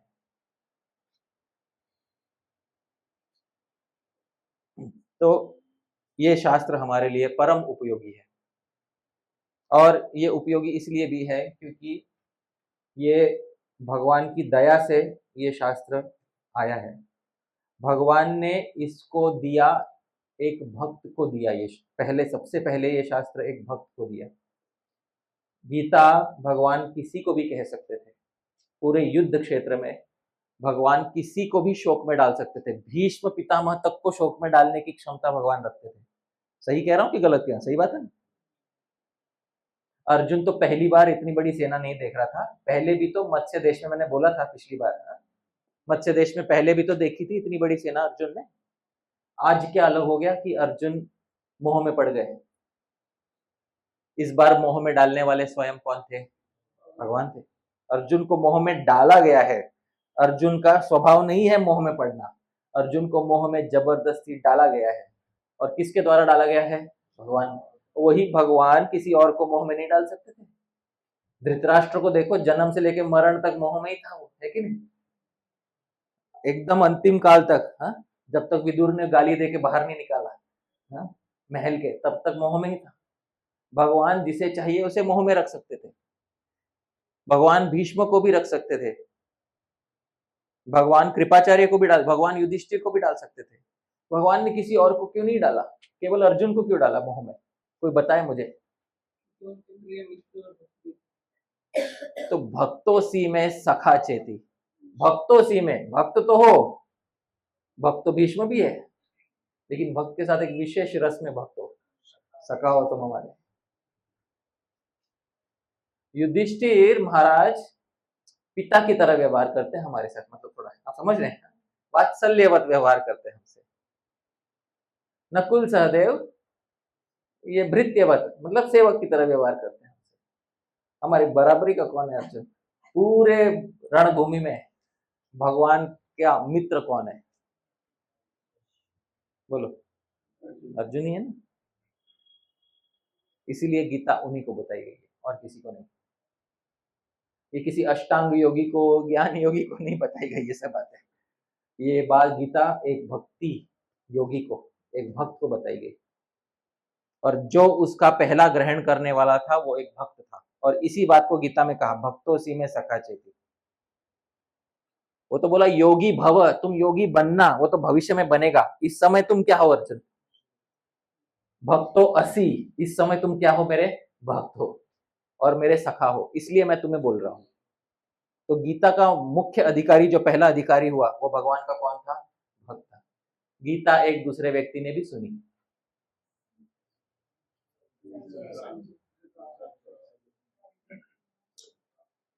संजय ने भी सुनी।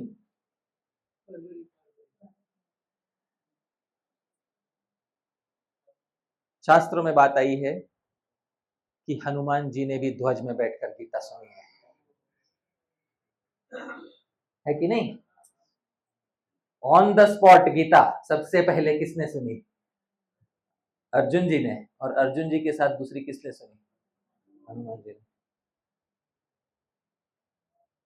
और हनुमान जी ने यही बोला था ना, यही वरदान दिया था ना कि मैं ध्वज के रूप में रहूंगा वहां पर, उसी रथ पर। महाभारत में यही कथा आती है ना कि हनुमान जी ने बोला था अर्जुन, मैं अर्जुन के रथ के रूप, ध्वज के रूप में रहूंगा। कपि ध्वज अर्जुन का नाम है ना। तो दो भक्तों ने गीता सुनी उसमें से एक कौन थे? अर्जुन। और दूसरे कौन थे? हनुमान। और उसमें भी अधिकारी जिसको संबोधित करके गीता कही जा रही है वो अर्जुन है, क्योंकि वो भगवान के कौन थे? सखा। चोरी चोरी करके सुना हाँ, हनुमान जी ने, सीधे सीधे सुना अर्जुन ने। ये बात तो इसको जानने वाला भी भक्त था, और इस शास्त्रों को लिखने वाले भी श्री व्यासदेव, और इसको जो ग्रहण करने वाले आज हम सब भी भक्त बनने की इच्छा रखते हैं। आप समझ रहे? तो ये शास्त्र मुख्य रूप से भक्तों के लिए लिखा गया है, इतना जानना चाहिए हमें। यद्यपि इसमें अष्टांग योगी के लिए भी उपदेश है, ज्ञान योगी के लिए भी उपदेश है, कर्म योगी के लिए भी उपदेश है, और अनेक अनेक व्याख्याकारों ने अपने अपने दृष्टिकोण से एक एक योग को उजागर किया है, और वे सभी सम्माननीय हैं। लेकिन भगवत गीता का मुख्य संदेश शरणागति में है, भक्ति योग में है। और जो इस बात को न माने वो ध्यान से सुने कि हर शास्त्र को जानने के 6 तरीके होते हैं। शास्त्रों में ही बताया गया है कि हर शास्त्र को जानने के 6 तरीके होते हैं। वेदांत में बताते हैं उपक्रम उपसंहारावभ्यासो पूर्वता फलम अर्थवादोपपत्ति च लिंगम तात्पर्य निर्णय। किसी शास्त्र के तात्पर्य को जानना है तो लिंगम 6 चीज देखना है। उपक्रम उपसंहार, पहला चीज शास्त्र आरंभ किस पे हुआ और अंत किस पे हुआ, ये देखो। गीता आरंभ हुई शरणागति पे। किस पे आरंभ हुई गीता? शरणागति। क्योंकि जब तक अर्जुन ने ये नहीं बोला शिष्यस्ते हम शादी माम त्वाम प्रपन्नम, मैं तुम्हारा शिष्य हूं, मुझ पे शासन करो, तब तक भगवान ने उपदेश देना शुरू किया क्या? नहीं। और अंतिम में भी बोला है, हाँ, भगवान ने क्या बोला है? मन सर्वधर्मान परित्यज्य माम एकम शरणम व्रज। शरणागति की बात की भगवान। तो गीता आरंभ शरणागति पे होती है, गीता अंत भी किस पे होती है? शरणागति कौन से योगी के लिए होती है? कर्म योगी, ज्ञान योगी, अष्टांग योगी या भक्ति योगी? किसके लिए होती है? मुख्य रूप से भक्ति योगी के लिए। अभ्यासो दूसरा घटक, बार बार कौन सी बात कहता है कहने वाला? हर अध्याय में प्रायः आप देखोगे भक्ति के विषय में कोई ना कोई श्लोक आ जाएगा। अष्टांग योग के बारे में हर अध्याय में नहीं आएगा, कर्म योग के बारे में हर अध्याय में नहीं आएगा, पर हर अध्याय में एक ना एक श्लोक कौन से योग के बारे में आ जाएगा? भक्ति योग के बारे में आ जाएगा। भक्त शब्द तो आ ही जाएगा। और 12वें अध्याय में यो मद भक्त समय प्रिय, मद भक्तिमान समय प्रिय, बार बार वही बात भगवान कहेंगे। अभ्यास हो। अपूर्वता, अपूर्वता तीसरा घटक है। इस शास्त्र में ऐसा क्या है जो अन्य शास्त्रों में नहीं था? समझ में आ रहा है? बाकी भी तो थे, योग शास्त्र था, न्याय शास्त्र था, उन शास्त्रों में एक विषय की बात नहीं की, भगवान की बात और भक्ति की बात ज्यादा नहीं की गई थी। इसमें वो अपूर्वता है गीता में, इस शास्त्र में वो बात की गई है। और फलम, इस शास्त्र को पढ़ने से फल क्या मिला, क्या नतीजा हुआ? अर्जुन ने जब ये शास्त्र सुना तो क्या नतीजा हुआ? मोह नष्ट हुआ और शरणागति हुई। क्योंकि अर्जुन ने अंत में भगवान को क्या बोला? अंतिम वाक्य, करिष्ये वचनम तव, जो आप बोलोगे वो मैं करूंगा। आप समझ रहे? अर्जुन ने ये नहीं बोला कि मैं युद्ध करूंगा, अर्जुन ने क्या बोला? जो आप बोलोगे वो मैं करूंगा। ये क्षत्रिय धर्म है या शरणागति है? क्योंकि क्षत्रिय धर्म वो होता है यदि अर्जुन बोलते हैं मैं युद्ध करूंगा। अर्जुन ने ये नहीं कहा, अर्जुन ने कहा जो आप कहोगे मैं ये करूँ। पूरी गीता बोलने के बाद अगर आप ये कहोगे कि तुम संन्यास ले लो, आज मैं वो करूंगा, है कि नहीं? तो ये शरणागति है। फलम, अर्थवाद, भगवान ने किसकी बार बार प्रशंसा की है इस शास्त्र में? सबसे ज्यादा प्रशंसा कौन से योग की है? भक्ति योग की है। योगिनाम अपि सर्वेषां मद्गतेरंतरात्मना श्रद्धावान भजते यो माम स में युक्त तमो मता। सबसे अच्छा योगी वो है जो श्रद्धावान होकर मेरा भजन करता है कि नहीं? ऐसी प्रशंसा किसी और योग की दिखाई। युक्त तमो, युक्त, युक्त तर, युक्त तम, good, better, best, positive, comparative, superlative, यही कहते हैं ना इंग्लिश में। तरप तमप, संस्कृत में प्रत्यय लगते हैं। तरप मतलब दो में से एक निकालने को तर लगाते हैं, और तम लगाते हैं बहुतों में से एक बाहर निकालने को तम लगाते हैं। तो स में युक्त तमो, बहुत सारे योगियों में से सबसे अच्छा जो श्रद्धा पूर्वक मेरा क्या करता है? भजन करता है। स में युक्त तमो मता, बहुत सारे योगियों में से वो अच्छा है, सारे प्रकार के योगियों में से वो अच्छा है। अच्छा, अंत में भी अर्जुन को भगवान ने क्या बनने का उपदेश दिया? मन मना भव मद भक्तो मद याजी माम नमस्कुरु। तो कौन से, इस दृष्टिकोण से भी, पांचवें दृष्टिकोण से भी भक्ति ही गीता का हृदय है। और उपपत्ति च, और ग्रंथ बोलने वाले ने बीच बीच में जो उदाहरण दिए, जिन जिन लोगों के उदाहरण दिए, वो उदाहरण किसके दिए? कर्म योगियों के दिए, ज्ञान योगियों के दिए, अष्टांग योगियों के दिए, भक्ति योगी के दिए। श्री कृष्ण ने गीता में उदाहरण दिए। सबसे पहला उदाहरण दिया जनक महाराज का। जनक महाराज भगवान के खुद के कौन है? सूर्य, भगवान के खुद के भक्त हैं, सबसे पहले भगवान के भक्त हैं, तभी जाके भगवान के ससुर बनने का सौभाग्य प्राप्त हुआ। बाद में ज्ञान योगी होंगे या कर्म योगी होंगे, पर सबसे पहले भगवान के अपने रिश्तेदार हैं। तो जो उदाहरण भी दिए हैं भगवान ने, वो भी भक्ति योगियों के दिए हैं।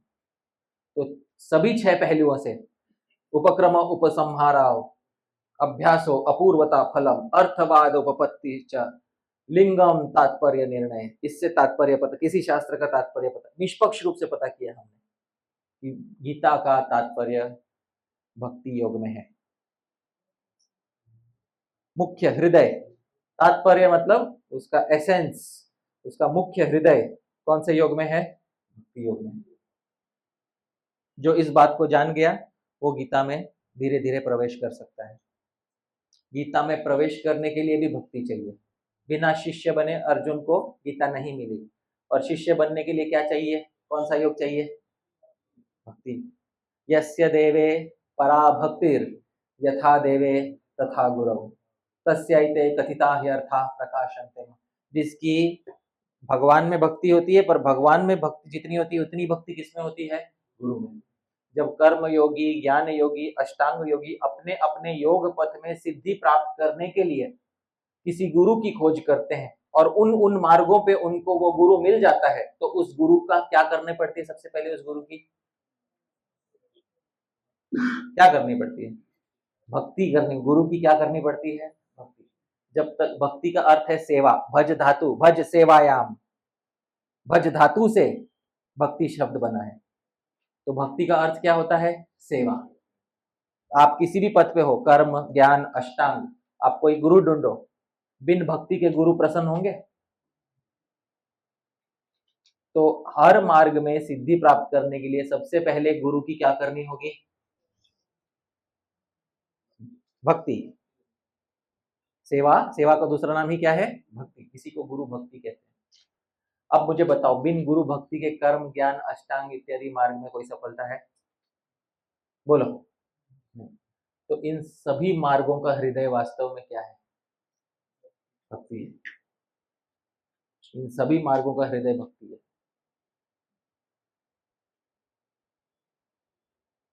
हम भक्ति योगी हैं, पर कभी कभी हमें भक्ति का महत्व समझ नहीं आता। समझ रहे? थोड़ा बाहर आके देखना पड़ता है कि भक्ति योग का महत्व क्या है अन्य अन्य मार्गों में। गुरु की भक्ति किए बिना किसी मार्ग पर सफलता नहीं है।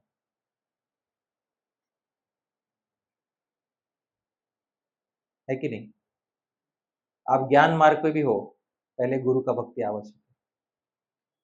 यही तो कहा, तद विद्धि प्रणिपातेन परिप्रश्नेन, और फिर क्या? सेवा का दूसरा नाम क्या है? भक्ति। बिन भक्ति के होगा? उपदेक्षन्ति ते ज्ञानम होगा? कभी आपको ज्ञान का उपदेश नहीं होगा। तो मुझे बोलिए, महत्वपूर्ण क्या है? सबसे पहले क्या आता है? ज्ञान आता है या भक्ति आती है? सही बात है कि नहीं? ये गीता का हृदय है, और इसलिए गीता दी भी गई थी उस व्यक्ति को जिसने भगवान के प्रति क्या दिखाई? भक्ति। जो इस तथ्य को नहीं जानता, वो लोग भले ही लाख कहते रहे कि गीता कर्म योग प्रधान शास्त्र है, गीता ज्ञान योग प्रधान शास्त्र है, गीता अष्टांग योग प्रधान शास्त्र, कहने दे, हर किसी को अधिकार है अपने अपना बात कहने का। लेकिन ये बात कभी नहीं भूलनी चाहिए थी कि गीता किसी कर्म योगी, ज्ञान योगी या अष्टांग योगी को नहीं कही गई थी। गीता भक्त को कही गई थी। और आप और मैं, हम सब भगवान के क्या बनना चाहते हैं? इसीलिए हम पहले से ही बहुत अच्छी अनुकूल स्थिति में स्थित हैं इस शास्त्र को समझने के लिए। इस शास्त्र से मोक्ष होगा, पर ये रूखा मोक्ष नहीं होगा जैसे योग आदि शास्त्रों से होता है। इस शास्त्र से वो शुष्क वाला मोक्ष नहीं होगा। निर्बीज समाधि कहते हैं ना जिसको योग शास्त्र में। कौन जानता है निर्बीज समाधि क्या होता है? कोई बता सकता है? कोई जानता है योग शास्त्र में निर्बीज समाधि किसको कहते हैं? नहीं? ध्यान की वस्तु भी जब न रहे, आप समझ रहे हैं? जिस वस्तु पे ध्यान लगा रहे थे आप, समाधि लगाए थे, वो वस्तु भी जब ना रहे तो उसको कौन सी समाधि कहते हैं? निर्बीज। भक्ति योग में ऐसी समाधि नहीं लगाते हम।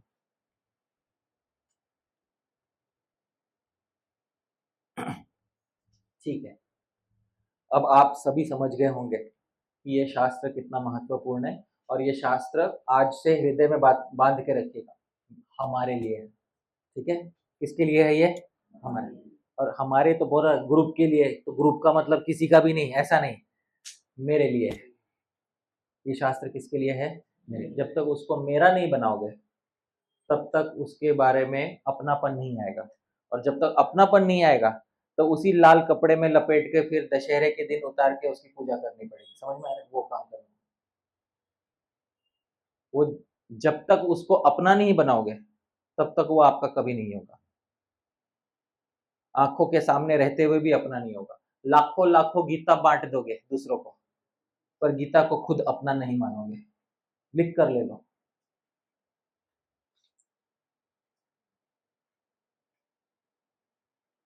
गीता बांटना मतलब गीता दूसरे का है। समझ में आ रहा है ना? तो गीता दूसरे का हो, उससे पहले गीता किसकी होनी चाहिए? अपनी होनी चाहिए। जो अपनी ही नहीं है और ले पूरे दुनिया में दूसरे को बांट रहे हैं, कोई अर्थ है उसका? हाँ, उससे सुकृति प्राप्त होती है गीता बांटने से, लेकिन सबसे अच्छा वो है कि पहले गीता हमारी हो और फिर उसके बाद अन्यों को हम दें। वो बहुत आवश्यक है। मराठी में एक कहावत है, और बहुत अच्छी कहावत है, जगाला सांगे ब्रह्म ज्ञान, स्वतः कोरडा पाषाण। ऐसा बोलते, समझ में आ रहा है ना उसका? तो जिस चीज को समझ में आया होगा, दुनिया को बताए ब्रह्म ज्ञान और खुद का हृदय सूखा पाषाण। पाषाण मतलब पत्थर। समझ में आ रहा है? तो जगाला सांगे ब्रह्म ज्ञान, स्वतः कोरडा पाषाण, ऐसा बोलते हैं उसको। ऐसे ही तो हैं बहुत सारे साधक कि दूसरों को बताने में हमें बहुत अच्छा लगता है, पर पहले हम, गीता हमारे हो, हमारे जीवन में प्रवेश करे तब बहुत अच्छा होगा। और वो प्रवेश नहीं कर पाती है, उसके बहुत सारे कारण हैं, और वो कारण में से कुछ कारण मैंने बताए हुए हैं। क्योंकि हम जब प्रवेश कर, हम भक्ति मार्ग में आ गए ना, अब हम थोड़े ढीले पड़ गए हैं। आप समझ रहे हैं? और ढिलाई किस किस प्रकार से होती है वो भी बताता हूँ। मोक्ष को प्राप्त करने में ढिलाई क्या क्या होती है वो मैं बता देता हूँ। क्योंकि जब तक हम ढीले रहेंगे ना इस मार्ग पे, तब तक अच्छे साधक नहीं बन पाएंगे। और ढिलाई भी क्या क्या होती है वो आचार्यों ने देख ली है और पकड़ ली है, और वो पकड़ के हमारे सामने लिख के दे दी है। सांख्य दर्शन में बहुत अच्छी बात बताई गई है। 4 प्रकार की तुष्टि बताई गई है जिसके कारण व्यक्ति ठीक ठीक मोक्ष के मार्ग पे नहीं चलता है। पहला, मेरे पीछे बोलिए, प्रकृति तुष्टि। प्रकृति तुष्टि क्या आता है मैं बताता हूँ, ध्यान से सुनिए। कुछ लोग ऐसा मानते हैं, देखो प्रकृति ही भोग देती है, सारे भोग कौन देती है? प्रकृति। तो मोक्ष भी कौन देगी? प्रकृति। एक दिन अपने आप हम इस भव सागर में तैरते तैरते मोक्ष के टापू पे जा पहुंचेंगे, समझ में आ रहा है? टापू मतलब आइलैंड, है ना? तो एक दिन अपने आप भव सागर में तैरते तैरते प्रकृति अपने हिलोरे मारते मारते हमें मोक्ष के टापू पे पहुंचा देगी। फिर क्या प्रयास करना और क्या साधन करना, समझ में आ रहा है? इस तुष्टि, ऐसे लोग संतुष्ट होकर बैठ जाते हैं। इस तुष्टि को क्या नाम दिया गया है? प्रकृति तुष्टि। इसको प्रकृति तुष्टि कहते हैं। अपने आप हो जाएगा, जब भोग अपने आप मिला, सुख अपने आप मिला, दुख अपने आप मिला, तो मोक्ष भी अपने आप प्रकृति देगी। इसको कहते हैं प्रकृति तुष्टि। ऐसा साधक वो आलसी है, आप समझ रहे हैं? वो आलसी है कि भाई जो बैठा हुआ है, बीज डाल के बैठा हुआ है, पानी, बरसात गिरेगी, पेड़ उगेगा, तब मैं पेड़ पे सुख से बैठूंगा, समझ में आ रहा है? ये वो वाला साधक है, प्रकृति तुष्टि। दूसरी तुष्टि मेरे पीछे कहिए, उपादान तुष्टि। ये भी एक अच्छी तुष्टि, बहुत अच्छी। कुछ साधक लोग क्या होते हैं ना, छोटा शॉर्टकट मारते हैं, समझ रहे हैं? तो क्या, अरे भाई शास्त्रों में लिखा है संन्यास लेने से मोक्ष मिलता है, ठीक है? तो जब 60 साल का हो जाऊंगा ना, मरने वाला हूँ ना हॉस्पिटल में, तो किसी दूसरे सन्यासी को बुला के क्या ले लूंगा, बस काम खत्म।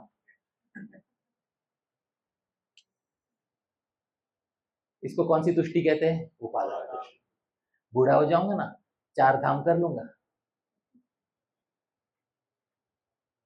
समझ में आ रहा है? इसको कहते हैं उपादान तुष्टि। कर्मों की वासना गई नहीं, आप समझ रहे हैं? कर्म करने की वासना ज्यों की त्यों है, राग द्वेष से मुक्ति है नहीं, और छोटे छोटे शॉर्टकट मार के मुक्ति प्राप्त करना है। इसको कौन सी तुष्टि कहते हैं? उपादान तुष्टि। बहुत अच्छा पकड़ा आचार्यों ने। ऐसे लोगों को मुक्ति मिलनी चाहिए क्या? भक्ति योग इतना करुणामय है, कभी कभी ऐसे लोगों को भी मोक्ष कर देता है, कभी कभी, हर बार नहीं है, कभी कभी ऐसे लोगों का भी मोक्ष कर देता है। इतना करुणामय भक्ति योग का पथ। जैसे अजामिल था, अजामिल तो ये भी नहीं कर रहा था, अजामिल तो मोक्ष की इच्छा भी नहीं थी उसमें। वो तो किसका नाम ले रहा था मरते समय? पुत्र का नाम ले रहा था। तो वो तो भगवान की कृपा है कि भगवान ने अपनी सीमा तोड़कर जो है वहां पर उसको वो फल प्रदान किया। अब हमें क्या लगता है, अजामिल के लिए किया तो हमारे लिए भी करेंगे, है? और जब वो नहीं होता, जब हम अपने आप को माता की, नई माता के गर्भ में उल्टा लटकता हुआ पाते हैं, तब भागवतम में बताया गया है कि जीवात्मा को गहन दुख होता है कि मैंने पिछले जन्म में क्यों नहीं किया। तब उसे याद आता है, अरे मैं पिछले जन्म में शॉर्टकट मार रहा था, उपादान तुष्टि कर रहा था। कौन सी तुष्टि कर रहा था? उपादान। मुख्य साधन भजन किया नहीं, भगवान से प्रीति रखी नहीं, और शॉर्टकट मार के निकलना है यहाँ से। इसको कहते हैं उपादान तुष्टि। तीसरी तुष्टि मेरे पीछे बोलिए, काल तुष्टि। जब सही समय आ जाएगा तो मोक्ष हो जाएगा, बस ज्यादा टेंशन नहीं लेने का जीवन में। हर चीज का एक समय होता है कि नहीं? हाँ, क्योंकि 2 जन्म, भगवान की इच्छा 10 जन्म के बाद होगा, सही समय आएगा तो हो जाएगा, मोक्ष हो जाएगा। वो मोक्ष मिलना भगवान का टेंशन है, मेरा टेंशन नहीं है, समझ आया ये वाला? इसको कौन सी तुष्टि कहते हैं? काल तुष्टि। कुछ लोग ऐसे बैठे हुए हैं। और चौथा मेरे पीछे बोलिए, भाग्य तुष्टि। अरे भाई जब तक मेरा भाग्य नहीं खुलेगा तब तक मोक्ष कैसे मिलेगा, है? तो काल भी बीत जाए, कुछ भी हो जाए, जब भाग्य होगा अच्छा तब मोक्ष मिलेगा। तो ऐसे लोग हैं, इनको भाग्य तुष्टि मान के बैठे हैं। ये सभी प्रकार के लोग साधक ठीक ठाक नहीं बन पाते, क्योंकि अलग अलग जगह संतुष्टि कर बैठे, और अलग अलग जगह संतुष्टि कर बैठने के कारण ये लोगों का प्रायः, ऑलमोस्ट हर केस में नहीं, ऑलमोस्ट हर केस में इन लोगों की पराजय निश्चित है। पराजय मतलब मोक्ष का प्राप्त नहीं होना, पराजय का मतलब पुनः जन्म प्राप्त करना। प्रायः इनकी पराजय निश्चित है। एक बार भगवान की बहुत करुणा हो गई और खींच लिया किसी को, वो अलग बात है, पर कोई उसी पे डिपेंड होके बैठा है तो भाई धन्यवाद, ठीक है, भगवान भला करे सबका। लेकिन ये इन तुष्टियों के कारण व्यक्ति नहीं कर पाता। अच्छा, इसके विपरीत, मैं 5 मिनट और लूंगा, इसके विपरीत कुछ लोग ऐसे होते हैं जो सच्चे साधक होते हैं, जिनको अनेक जन्मों के फेलियर के कारण, अनेक जन्मों में पराजय के कारण उनको पता होता है भाई ये सब नहीं करना है, सच्चा सच्चा काम करना है, ईमानदारी का काम करना है, यहाँ पे गलत काम नहीं करना है यहाँ पे। और उनको अच्छे संस्कार भी पिछले जन्म से होते हैं, भक्ति के पिछले पिछले जन्मों में अच्छे संस्कार किए होते हैं। उनको 8 प्रकार से सिद्धियां भी प्राप्त होती हैं। क्या सिद्धियां प्राप्त होती है? सांख्य दर्शन में दिया हुआ है। क्या सिद्धियां है? मेरे पीछे पीछे बोलिए। पहला ऊह, ऊह मतलब तर्क, तर्क मतलब लॉजिक उनका अच्छा होता है, ये करने से ऐसा होगा, वो करने से वैसा होगा, ऐसा करूंगा तो मेरा सौभाग्य होगा, ऐसा करूंगा तो सौभाग्य नहीं होगा, ठीक ठीक पता लगाता है शास्त्र से, ये करने से सौभाग्य होगा, ये करने से दुर्भाग्य होगा, ये करना चाहिए, ये करना नहीं चाहिए। ये पहली क्षमता जो है जन्म जात किसी में आती है, वो हाँ, क्लैरिटी ऑफ थॉट जिसको बोलते हैं हम, लॉजिकलिटी, कि ये करूंगा, ये करने से ये होगा, ये करने से नहीं होगा, इसको ऊह कहते हैं। ऊह का मतलब होता है तर्क करने की क्षमता आती है उसमें। तो कुछ लोग होते हैं ना, अरे क्या है देख ले, समझ में इतना टेंशन नहीं लेने का प्रभु जी, इतना कौन शास्त्र पढ़ेगा और वो कौन ये करेगा, और प्रभु जी ये सब को पढ़ते पढ़ते बूढ़ा हो जाऊंगा मैं। हाँ, बूढ़ा होना उसी के लिए, शास्त्र पढ़ के बूढ़ा हो मेरे भाई। हाँ, जीवन उसी के लिए है, आप समझ रहे? तो ये जिसमें जन्मजात आ जाता है उसमें कि भाई हाँ भाई जीवन इसी के लिए, उसी के लिए, ये है ऊह। जिसमें ये नहीं आया है वो इस जीवन में प्राप्त कर सकता है किसी साधु की संगत में, पर इस जीवन में प्राप्त कर लो। दूसरा क्या है? मेरे पीछे बोलिए। शब्द, शब्द मतलब वो शास्त्र पढ़ता है ना तो उसको अर्थ समझ में आते हैं, फटाफट आते हैं, उससे ज्यादा कठिनाई नहीं होती। ये पिछले पिछले अच्छे जो संस्कार है उसका नतीजा होता है, फटाफट समझ में आता है, अच्छा इसका ये अर्थ है, पीछे मन तुरंत खुल जाता है, क्योंकि क्या है ना, पिछले जन्म में बहुत कुछ पढ़ के रखा है तो वो जो संस्कार बैठे हुए हैं तो पट से पढ़ लेता है, इसको होता है शब्द। तीसरा, मेरे पीछे बोलिए। अध्ययन, गुरु भी ऐसा मिलता है, गुरु शब्दशः सिखाकर बाकी बचे हुए हृदय की ग्रंथि खोल देता है, जितने इसके थोड़े बहुत डाउट बचे ना जीवन में वो भी खोल देता है गुरु। गुरु भी ऐसा ऊंचे कोटि का मिलता है, अध्ययन करने की सबसे अच्छी क्षमता मिलती है। गुरु ऐसा नहीं मिलता कि एक गुरु अंधा और चेला लंगड़ा, समझ में आया? ऐसा नहीं होता है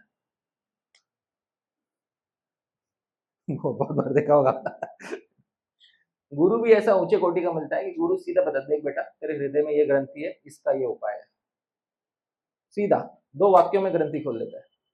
आपने देखा होगा इसलिए बोलते लव मात्र साधु संग सर्व सिद्धि, बोला गया शास्त्र में।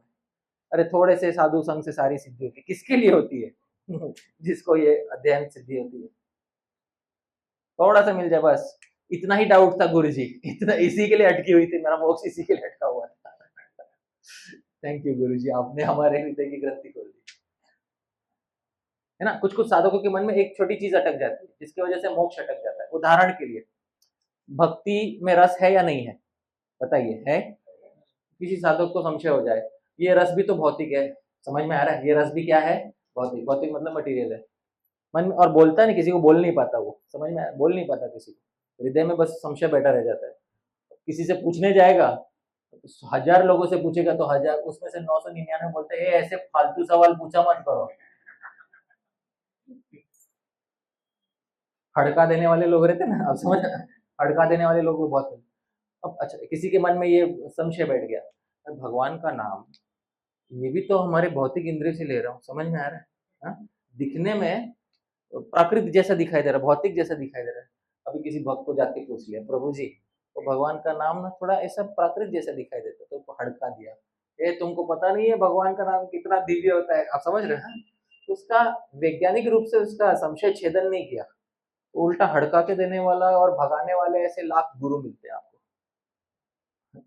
लेकिन संशय छेदन कर दे, आपके हृदय की ग्रंथि पकड़ के उसको निकाल के फिर बोले देखो भाई ये तुम्हारे प्रश्न का उत्तर है। फिर वो जो संशय छेदन होता है, वो संशय कभी आएगा ही नहीं, ग्रंथि खुल गई आपकी। उतने के लिए रुका हुआ था, धन्यवाद गुरु जी, इतने के लिए मेरा मोक्ष रुका हुआ था। अब मेरी पूर्ण श्रद्धा है कि भगवान का नाम परिपूर्ण रूप से क्या है, चिन्मय है। अब जब मैं भगवान का नाम जप करूंगा तो मेरे मन में कोई संशय नहीं रहेगा कि मैं कोई भौतिक नाम नहीं ले रहा हूं, मैं पूर्ण रूपेण चिन्मय नाम ले रहा हूं। ऐसा जब गुरु मिलता है उसको अध्ययन सिद्धि कहते हैं। ठीक है। चौथा, सुहृत प्राप्ति। सुहृत मतलब साथीदार, निकट के मित्र भी ऐसे मिल जाते हैं ना कि वो भी इसमें इंटरेस्टेड रहते हैं। ऐसे मित्र मिलना, इसको क्या कहते हैं, सुहृत प्राप्ति। वो लोग भी बात, अरे प्रभु जी सच बात बोलूं तो ना, ये मैं कल गीता में पढ़ा, मेरे को ये समझ ही नहीं आया, आप थोड़ा समझाओ मेरे को। मैं भी 3 दिन से अटका हुआ हूँ इस पे। मतलब उनका सोच विचार जो है, हाँ, इसी विषय पे है। हाँ, और वही मोक्ष की दिशा में उनका विचार चल रहा है। नहीं तो कभी कभी क्या होता है, भक्त होते हैं, हाँ, और भक्त प्रभु जी पिक्चर कौन सा देखा पिछले हफ्ते, हाँ हाँ, ये भी तो होते हैं ना। तो ऐसे भी दोस्त भक्तों में मैंने देखे, ऐसे भी दोस्त होते हैं। भगवान सबका भला करे। ठीक है। लेकिन हमें दोस्त कैसे चाहिए, जो भाई हमें ये बोले कि प्रभु जी शास्त्र में ये बात अटक गई है कि नहीं, शास्त्र में ये बात अटक गई है, तो फिर हाँ उसके विषय में चर्चा करें, जिससे श्रेयस हो, कल्याण हो, वो मित्र चाहिए। ऐसे मित्रों की प्राप्ति होना ही क्या कहलाता है, सुहृत प्राप्ति। उसके बाद अगली सिद्धि, दान। दान का मतलब होता है शोधन। दान का मतलब लोग बोलते हैं किसी को पैसा देना, पर दैप शोधने इस धातु से दान बना है। तो शोधन, पुराना जो मिथ्या ज्ञान था ना, उसका शोधन हो, शुद्धि होती रहती है। ऐसे लोग अपने आप होती रहती है। पुराना जो गलत सीखा ना, वो अपने आप शुद्ध होता रहता है। ऐसे लोगों को अलग से नहीं, उनको धीरे धीरे शास्त्रों के माध्यम से, जीवन के अनुभवों के माध्यम से उनके मन में पुराना जो मिथ्या ज्ञान था अपने आप शुद्ध होता रहता है। एक बहुत बड़ी सिद्धि है, कुछ कुछ लोगों में होती है, ये सब में नहीं होती। किसी किसी को बताना पड़ता है, प्रभु जी ये जो आप बोल रहे हैं ये गलत है सिद्धांत। अच्छा, 20 साल से मुझे समझ ही नहीं आया। सीधी बात है, आप में एक सिद्धि नहीं थी। कौन सी सिद्धि नहीं थी, दान। ये हो गई 5 सिद्धि। उसके बाद बाकी की 3 सिद्धि ये है कि वो आध्यात्मिक दुख की हानि कर लेता है, आदि भौतिक दुख की हानि कर लेता है, और आदि दैविक, तीनों दुखों की हानि करना वो जानता है, इतना एक्सपर्ट है। सोचो आप में अगर ये 8 सिद्धियां आपके अंदर विराजमान हो तो आप किस श्रेणी के साधक बनोगे, है कि नहीं। तीव्र प्रयास वाला साधक, ऐसा साधक होना आवश्यक है, तभी सफलता होती है। एकदम पैनी तलवार वाला साधक जो होगा उसके लिए मोक्ष आराम से मिल सकता है, आराम से मिल सकता है। ढुलमुल होगा, उपादान तुष्टि, प्रकृति तुष्टि, काल तुष्टि, भाग्य तुष्टि, तो तुष्टि करके बैठ जाओ। जब तुष्टि का समय खत्म हो जाएगा तब आना मोक्ष के मार्ग पे पुनः, ऐसी बात है। तो ये गीता जो है, ये अच्छे तेज तर्रार साधक जो बोलते हैं ना, उसके लिए ये गीता शास्त्र लिखा गया है। ढुलमुल साधक के लिए ये बिल्कुल नहीं है उसके लिए भी है, पर वो उसको ज्यादा उतना उपयोगी नहीं होगा जितना अच्छे तेज और सत्यनिष्ठ साधक के लिए जितना ये गीता है। ठीक है। तो इस गीता में 700 श्लोक है, अंतिम बात कह रहा हूँ, 700 श्लोक है। 700 श्लोकों में मैंने श्री कृष्ण के द्वारा बताए हुए श्लोकों की संख्या बताई है, कितने हैं, 574 श्लोक इसके द्वारा बोले गए हैं श्री कृष्ण। अर्जुन के द्वारा कितने बोले गए हैं, 84। संजय के द्वारा कितने बोले गए हैं, 41। और हमारे प्रिय महाराज धृतराष्ट्र के द्वारा कितने बोले गए हैं, 1, पहला वाला, है कि नहीं। हाँ, तो 1 बोला गया है। हाँ? क्योंकि बाकी सारे कैरेक्टर एक पॉजिटिव है, एक नेगेटिव कैरेक्टर है, कौन है, धृतराष्ट्र। इसलिए भगवान ने पहले ही उसको निपटा दिया है गीता में, तू पहले निकल जा, हाँ? पहले तेरा श्लोक, बाद में पॉजिटिव। भगवान भी वही चाहते हैं, पहले नेगेटिव हट जाए, बाद में सब पॉजिटिव हो जाए। तो गीता का पहला श्लोक ही एक ऐसा श्लोक है जो तत्व की भ्रांति दिखलाता है। आप समझ रहे हैं कि बोल मेरे पुत्र और पांडु के पुत्रों ने क्या किया। गीता ज्ञान पे शुरू नहीं होती, गीता किस पे शुरू होती है, अज्ञान पे शुरू होती है ना। वो पहला जो वाक्य है गीता का, वो ज्ञान वाला वाक्य नहीं है, वो अज्ञान वाला वाक्य। पहले अध्याय में बहुत सारा अज्ञान भी है, अर्जुन भी बोलते हैं क्या होगा मेरे, अगर हाँ मेरे पितरों को तर्पण नहीं मिलेगा तो ये होगा वो होगा। वो उसमें उतना अज्ञान नहीं है जितना अज्ञान पहले श्लोक में है। जितना महा अज्ञान पहले श्लोक में है उतना महा अज्ञान दूसरे बाकी के श्लोकों में नहीं है। फिर भी हम उस पहले श्लोक में से भी ज्ञान की बातें निकालेंगे धीरे धीरे, ठीक है। लेकिन ये गीता इस तरह से बताई गई है। एक और बात बताना चाहूंगा, इससे पहले भी एक गीता का संस्करण हुआ करता था जिसमें 745 श्लोक थे, 745। ये संस्करण कश्मीर में मिलता है। श्री केशव कश्मीरी जी ने महाभारत का श्लोक उद्धृत करते हुए बताया है कि षट शतानी सविंशानी श्लोकानाम प्राह केशव। केशव ने 620 श्लोक बोले हैं। अर्जुन सप्तपंचाशत, अर्जुन ने 57 बोले हैं। सप्तष्टिम तो संजय, संजय ने 67 श्लोक बोले हैं। और धृतराष्ट्र श्लोकम एकम, धृतराष्ट्र ने कितना श्लोक बोला? एक। ये कुल मिला के 745 हो जाते हैं। अच्छी बात यह है कि ये गीता, इस गीता का संस्करण भी आज हमारे पास इस दुनिया में मौजूद है। पर प्रायः जो टीकाएं हुई हैं गीता पर वह इस संस्करण 745 श्लोक वाले संस्करण पे नहीं हुई है। कौन से श्लोक वाले संस्करण पे हुई है? 700। वही 700 श्लोक वाला संस्करण, उसके बारे में हम चर्चा आरंभ करेंगे। अगली बार से हमारा गीता के ऊपर प्रवेश तो हो गया, अगली बार से हम सीधा सीधा महाभारत के इतिहास में देखेंगे गीता क्या क्या क्या कारण हुए गीता के प्राकट्य में, वो सब देखेंगे। और फिर हम देखेंगे कि गीता भविष्य का भूतकाल में कही गई है या वर्तमान में काल में कही गई है, ये भी हम देखेंगे।